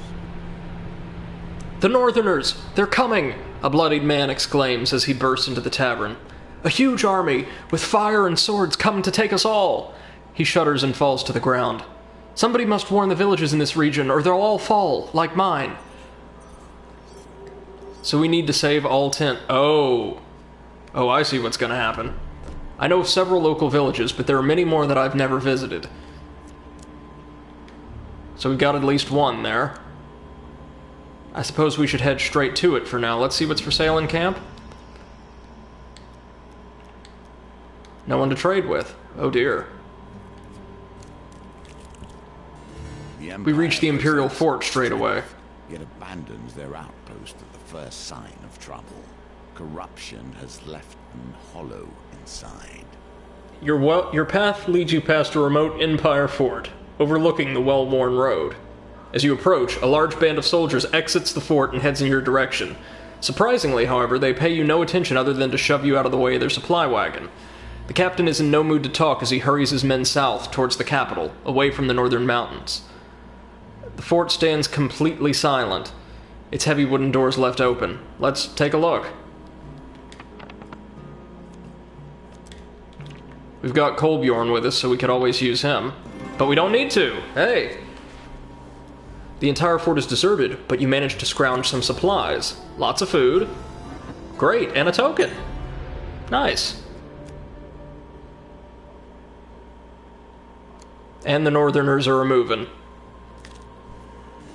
Life goes on in these small towns. You see, until it ceases. You see a peaceful village off the main trail. We'll visit the village. The town is quiet as you walk the paths, with mothers hushing their children and dragging them inside. A pair of watchful farmers stop talking as you approach and give brief greeting. We don't have many strangers visit our village, one of the pair says plainly, but you may speak with our elder if you wish. You are led to a small hut on the outskirts of the village. Inside, a disheveled old man with a single wild eye sits cross-legged on the floor, humming a strange tune to himself. We'll ask something else.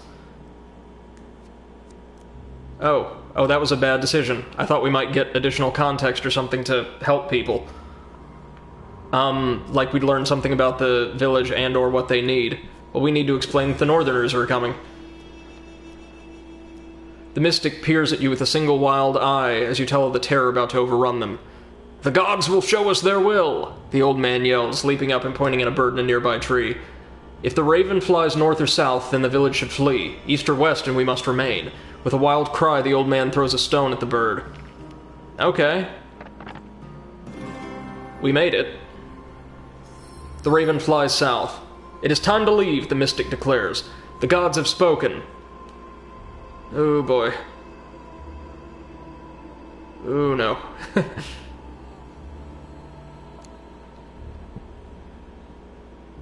Let's hurry up and get to this one.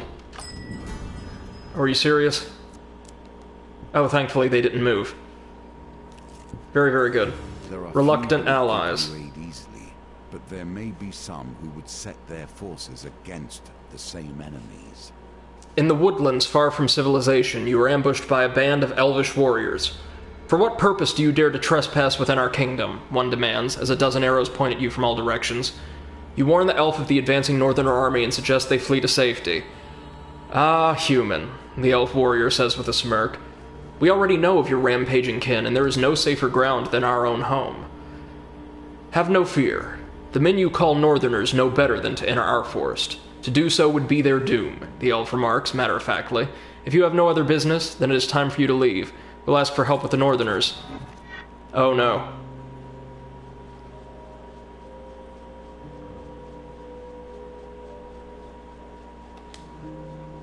Oh, man. So close. So close.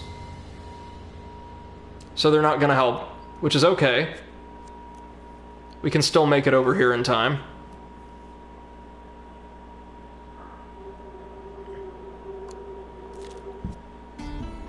Oh, it's just the fallen treasure. But it is the Ring of Food, which we will gladly take.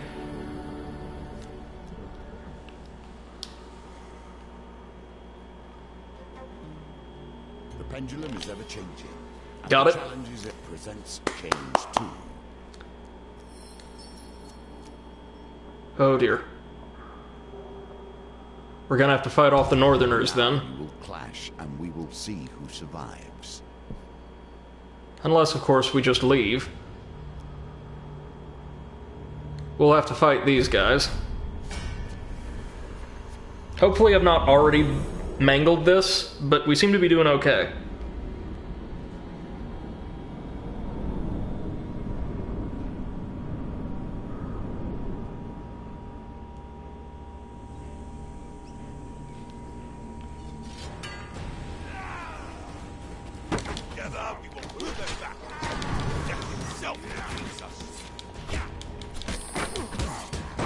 There we go.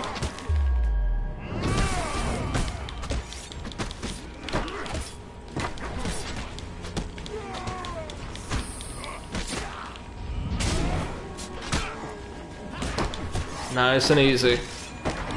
So hope everybody's having a good night so far, and enjoying the stream.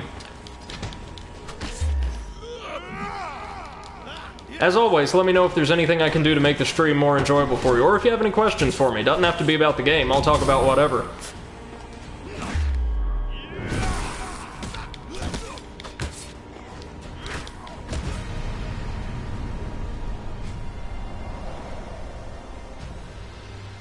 There we go.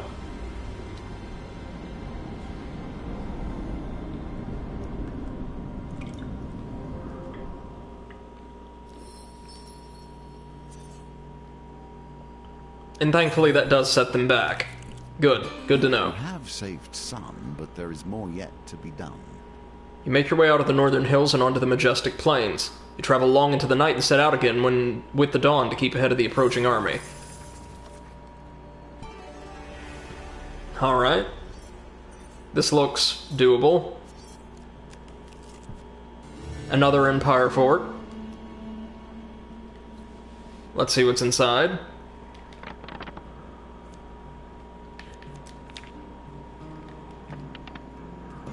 Hey! Get more supplies. Well done. You continue to impress. Yvette's cottage. Another woman greets you at the door to Yvonne's cottage. She curtly introduces herself as Yvonne's sister, Yvette. Yvonne and her baby are nowhere in sight. She too offers you beef pie and potatoes, sprinkling some sunshine flour over it. Brings out the flavor, you know. You bite into the pie. The seeds of the sunshine burst sweetly in your mouth as you chew. Then you see it. Your hands wrinkling before your eyes.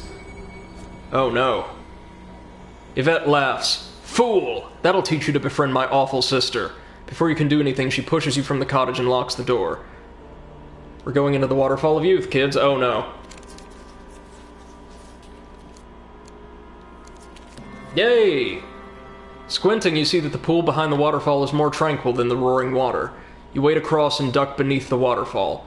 As you slip into the tranquil waters, your wrinkled hands smooth.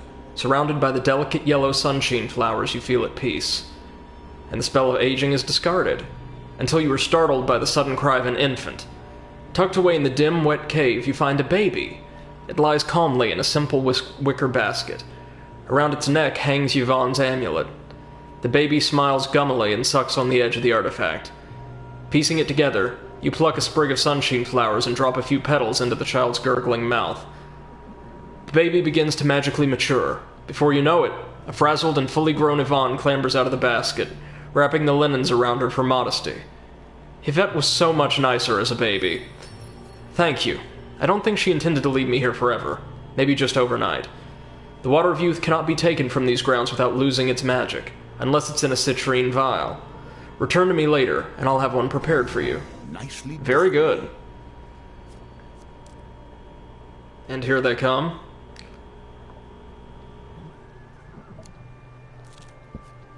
Another village.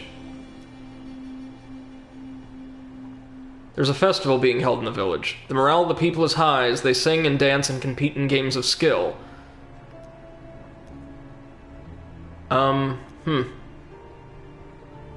Let's compete in the axe throwing contest. Maybe that'll give us some more credibility.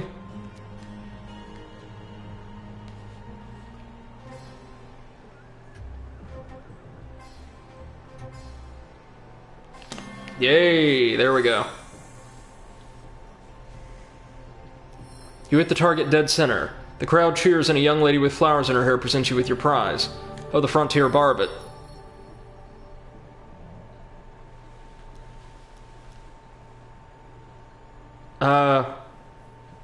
Tell tales of our adventures, maybe?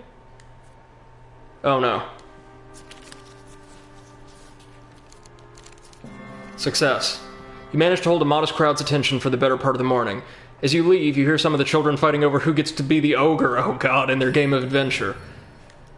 The townsfolk are skeptical of your claims. You weren't so worried about the barbarians when you got here, notes an old man in the crowd. Oh no, I can't get them because I didn't warn them immediately? Are you kidding me? So that's like the whole thing shot, is it? After a great run, seriously?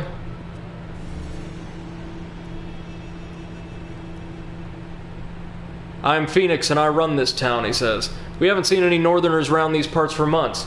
I say you're a liar, and we're not about to abandon our homes on your say-so. Some of the farmers look unsure, but none speak up to contradict Phoenix. If you've no intention of ordering a drink, then you should leave. Gosh, what do we do? We'll order a drink. Oh, it's a drinking game.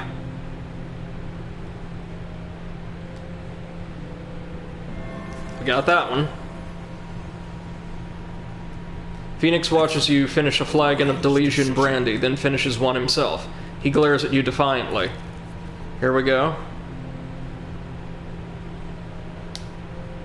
Yes! Stuck it out.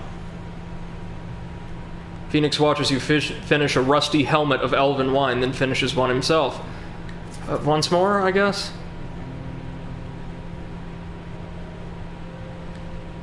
No, no, no, no, no! Damn it, damn it!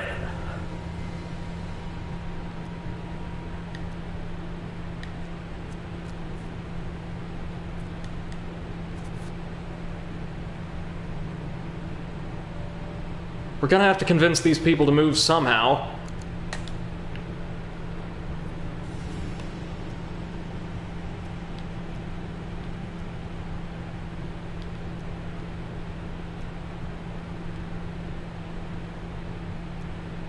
We'll try attacking him, I guess? Oh no. Axe throwing.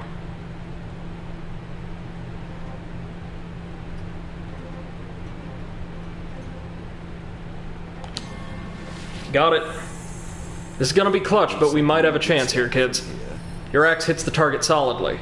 Not bad, Phoenix comments. Very well then, stranger. I shall consider your words carefully. Phoenix turns and calls some men over, telling them to scout the north immediately. He directs the rest of the townsfolk to prepare to travel. And we have one more village? Yeah. We will not have any opportunities to mess this one up.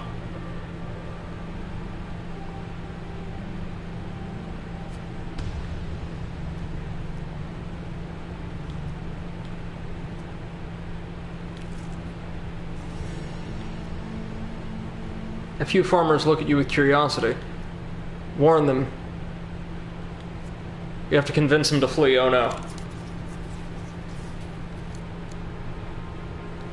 Oh no.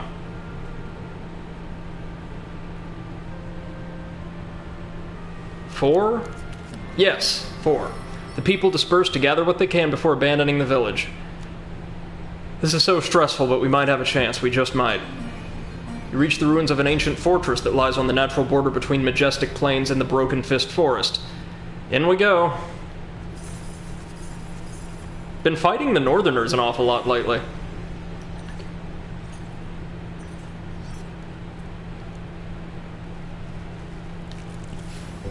The man of the world, yes, please give me a map. So some elves and the 2 villages. We're going to prioritize the villages, of course.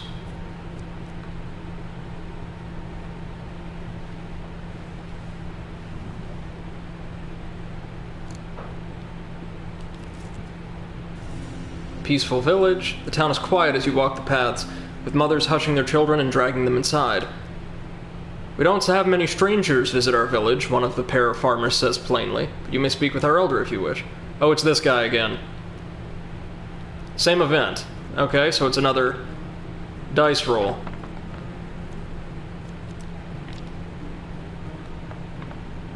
Got it? Good, good, good.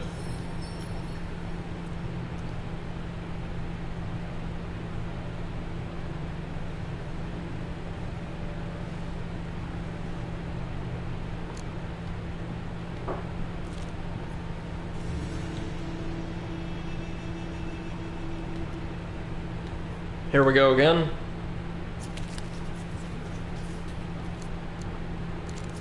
Hey, got it. Not too bad so far, halfway there.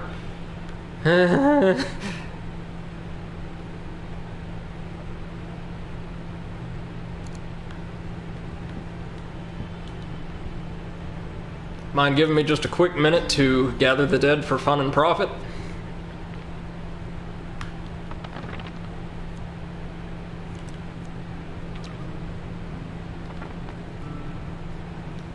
Yeah, I'll accept Kolbjorn's die. Got it on the nose, good. A pauper presses some bread into your hands as his beloved is loaded onto the cart, so she will be looked kindly upon on her long and lonely journey.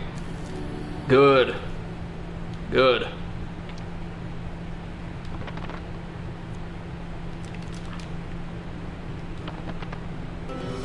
That's alright, we still get some more gold for it. Quite a bit of gold. I guess we need to get, or meet the dice goals for both events then? Let's try to avoid these guys. And run into these guys. We're gonna have to fight some of them to break through.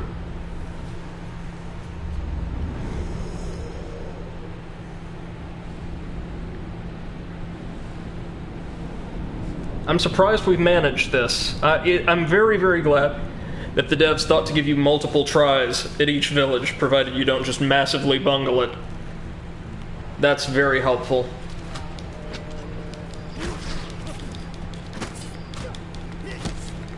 Oh, and since we used Kolbjorn's ability, we're all alone for this one. Come on. There we go.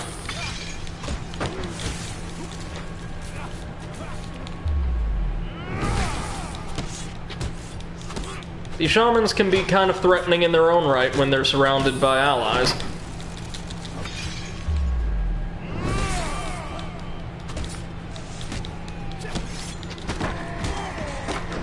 Well, I know that the summer looks kind of bleak and uniform for everyone, but is there anything that any of y'all out there are really excited for?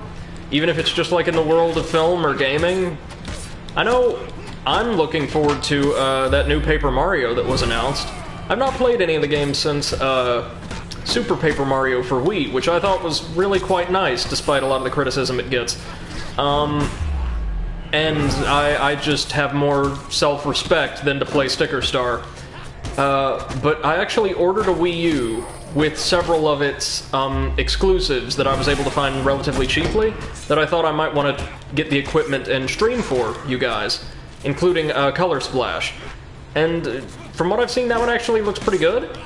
And it looks like this Origami King game is going to be even more complex. So not a full return to the Paper Mario form like, say, my generation grew up loving, but certainly something fun and cohesive. Definitely want to stream that for you guys. Snowspam says a new Fortnite season? Okay, so you're gonna have to forgive me. I know this is like heresy in Stream World, but I don't know the first thing about Fortnite, I'm sorry to say. How many of these like seasons of content have there been now? I know the game's been massive for quite some time. And what's going to be included in this season? New characters, or skins, I should say, arenas, things like that? You approach the Chortos Wall, a ramshackle line of old stones marking the old northern border of the Empire in times gone by. There are few defensible structures between here and the walls of the capital. Well, here we go again.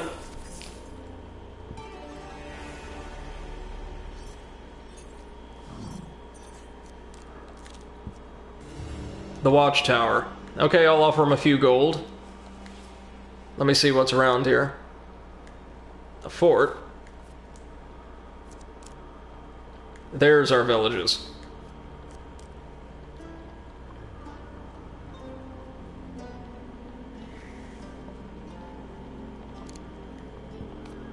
What do we got? What do we got? Grifter's Companion. Yeah, we need that.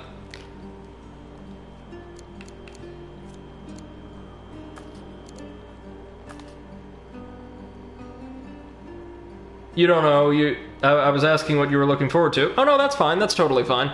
I just I don't know what that would entail. But more content's always a good thing. And the thought of death. This game actually got content kind of drip-fed to it after launch. But I'm glad. I saw that some, like, really big, I think it was a hip-hop artist, actually held a virtual concert in Fortnite over the very last weeks of the spring, I think.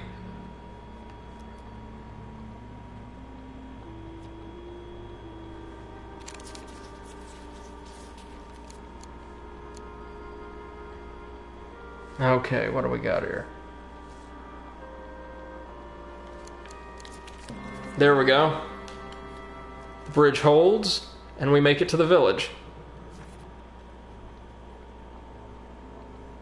Right on.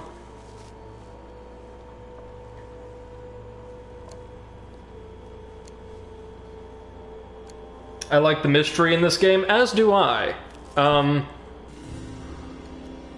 Not knowing exactly what's going on can be kind of compelling at times.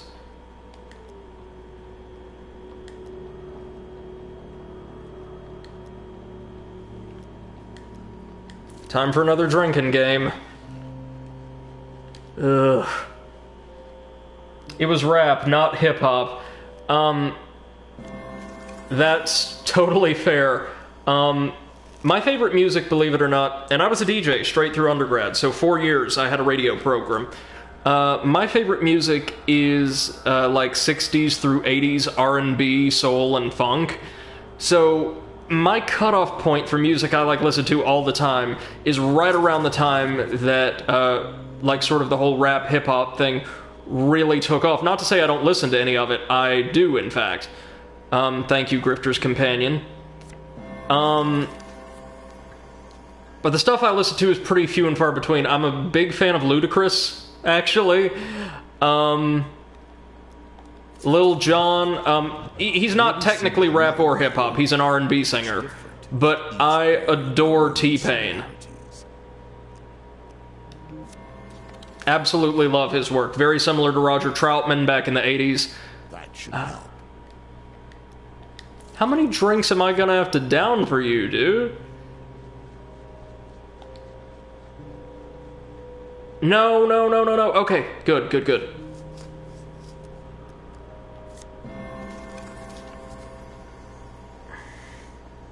I like Luda. Yeah, man, he had some great singles back in like the first few years of the 2000s. Just about the only artist I'm aware of who could make an entire like, I think it was close to a #1 record out of Austin Powers references and actually have it kind of slap.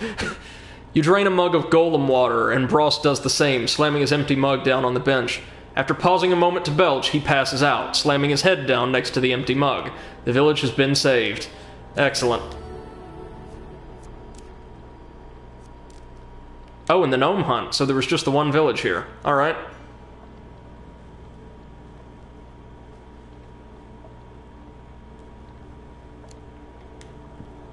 Or, maybe we should go to the fort first? Yeah, fort first, I'm thinking.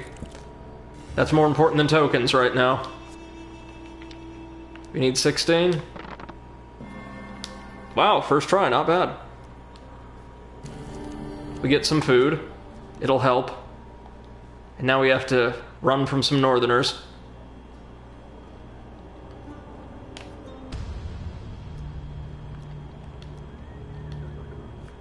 Run. You approach the Shorthouse wall. Yep. Time to carry on. Oh no. Oh no. Well, the capital's right there, but we are gonna have to hightail it after these northerners. Peaceful village, please evacuate.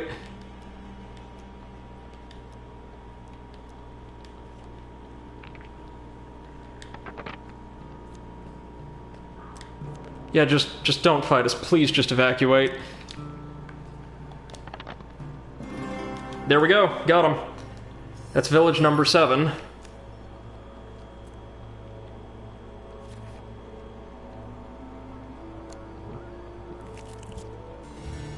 One more village.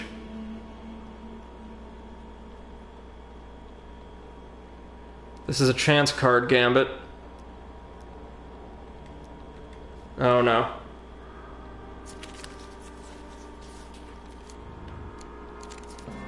Good. Very good.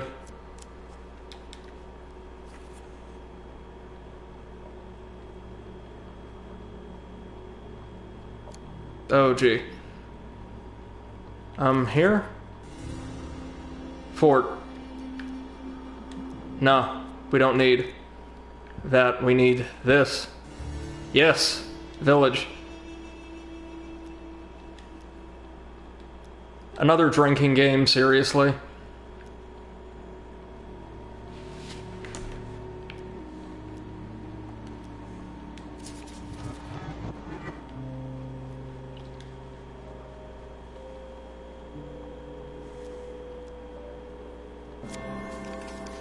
Fingers crossed, kids.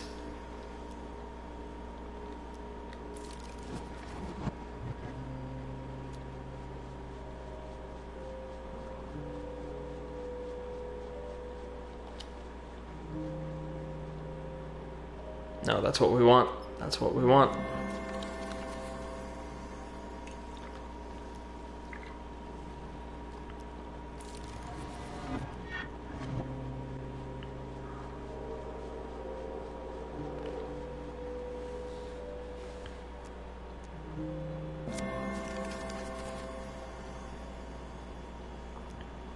Let's see what you do with that, given your position.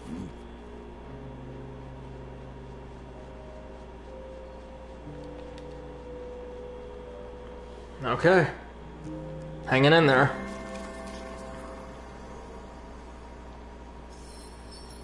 We got him. Good. Just one more. Just one more. It's a bridge we don't need. Ah, Northerners.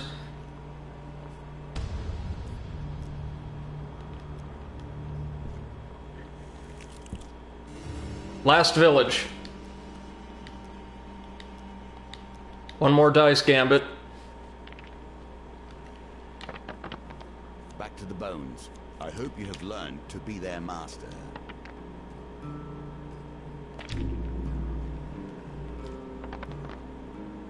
Got it. Good. That's all 10 villages saved on our first try. Well, hey.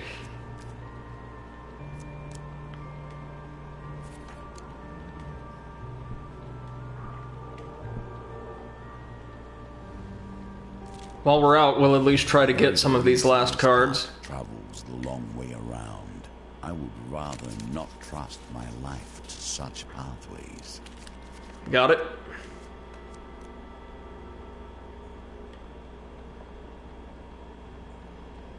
Fetid Fins is a tricky one, but all we'll do is lose a bit of max health. Well, best case scenario, we will.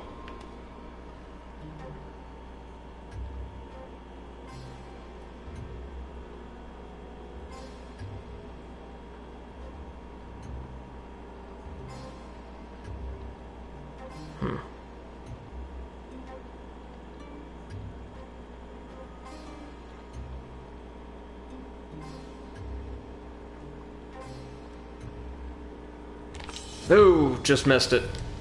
Dang it. Well, that's alright. We can always try again later. More max life. Eesh.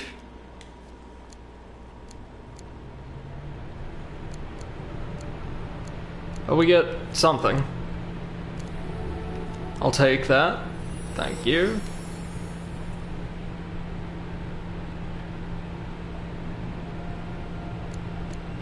Probably time to go on ahead and get out of here and not press our luck.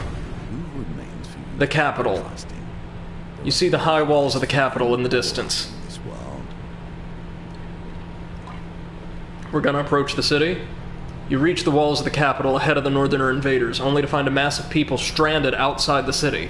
After spending hours pushing through to the gates, you make yourself known to the guards. Eventually, Captain Alpus arrives with a company of soldiers to escort you into the city.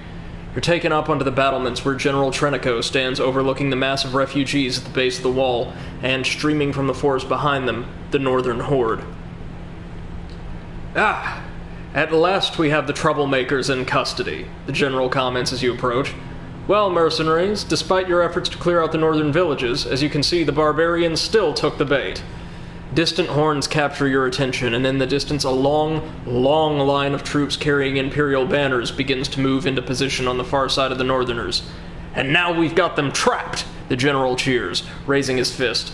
We'll smash them between our army and the city walls. He excitedly hurries away, rapidly barking orders to his men. Man the catapults! Ready the archers! So he, was willing to feed all of these people to a northern war machine in order to get a chance to strike at the heart of their forces. That's, yeah, it's time to kick this guy's ass. Captain Alpus signals his men to take you away.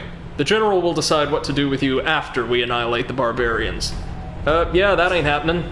So there's no special boss this time around, it's just another captain. That's kind of a shame, but it's the first time we've seen a recurring boss, but alright. We can take him. Easily.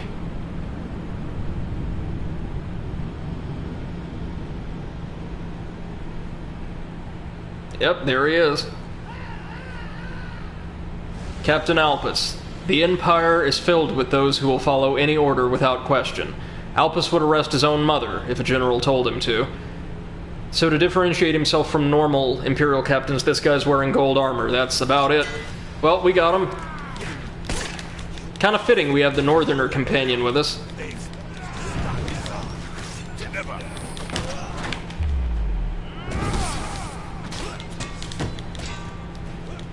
Whew.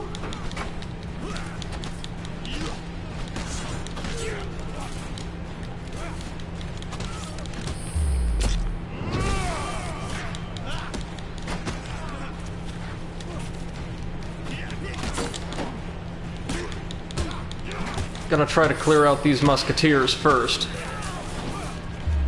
That's always like the order of operations in combat-based games like this. You always go for your ranged enemies first, then your support classes, then your knockdown fighters.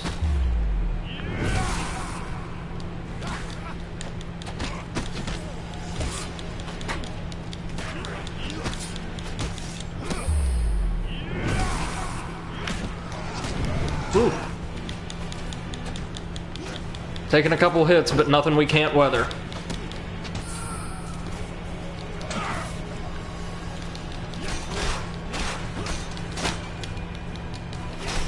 And on his own, Captain Alpus doesn't have a prayer against the two of us.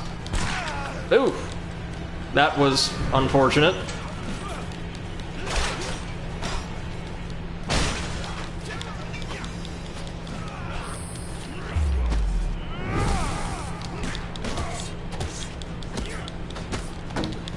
Yeah, this is just a massacre.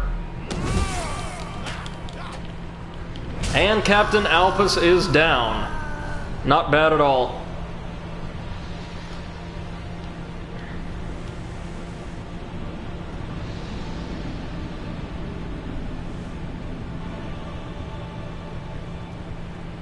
You find yourself momentarily free from Imperial attention as the battle with the Northerners escalates, so you and Kolbjorn discreetly slink down to the streets and lose yourself among the crowds. The clash with the Northerners continues for a day and a night, but finally the city gates are opened and dawn's light reveals the barbarian horde to be no more. Alright, let's see what we've earned. Quite a bit, I hope. You as a great defender, if they mention you at all. The histories of ones like us are often obscured. For defying the fury of the Northerners, we've unlocked the Wandering Tracker, the Imperial Fort, the Far North, and the Inn by the Sea, as well as new equipment, Holy Mace, Pillager's Pride, and Champion's Plate Mail. For saving every village from the Northern Raid, we've unlocked St. Tala's Day. Interesting. For exploring an abandoned fort, we get the Gambler's Hood. Definitely gonna want that one. And for saving Yvonne from her fate as a baby, we've unlocked the Waterfall of Youth, and a special variant of the Old Maiden card. Excellent.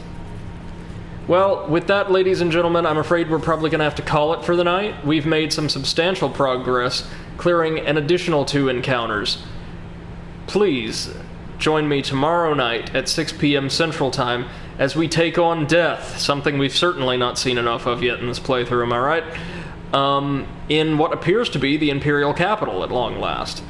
I will be signing in, as I said, right around 6 o'clock, and hopefully playing through another 2 or 3 challenges then. So, until then, I want to thank each and every one of you who's dropped by in chat, like actually live on twitch.tv, for sharing yourselves and your time with me this evening. I really appreciate having all of you guys around to chat with. You're absolutely wonderful. Thank you all so much for the help, especially, again, our resident expert, MC2M.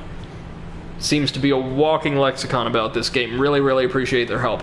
Thank you all so much. And of course, if you're watching this live, or sorry, not live, but VOD on YouTube, thank you for your patronage as well.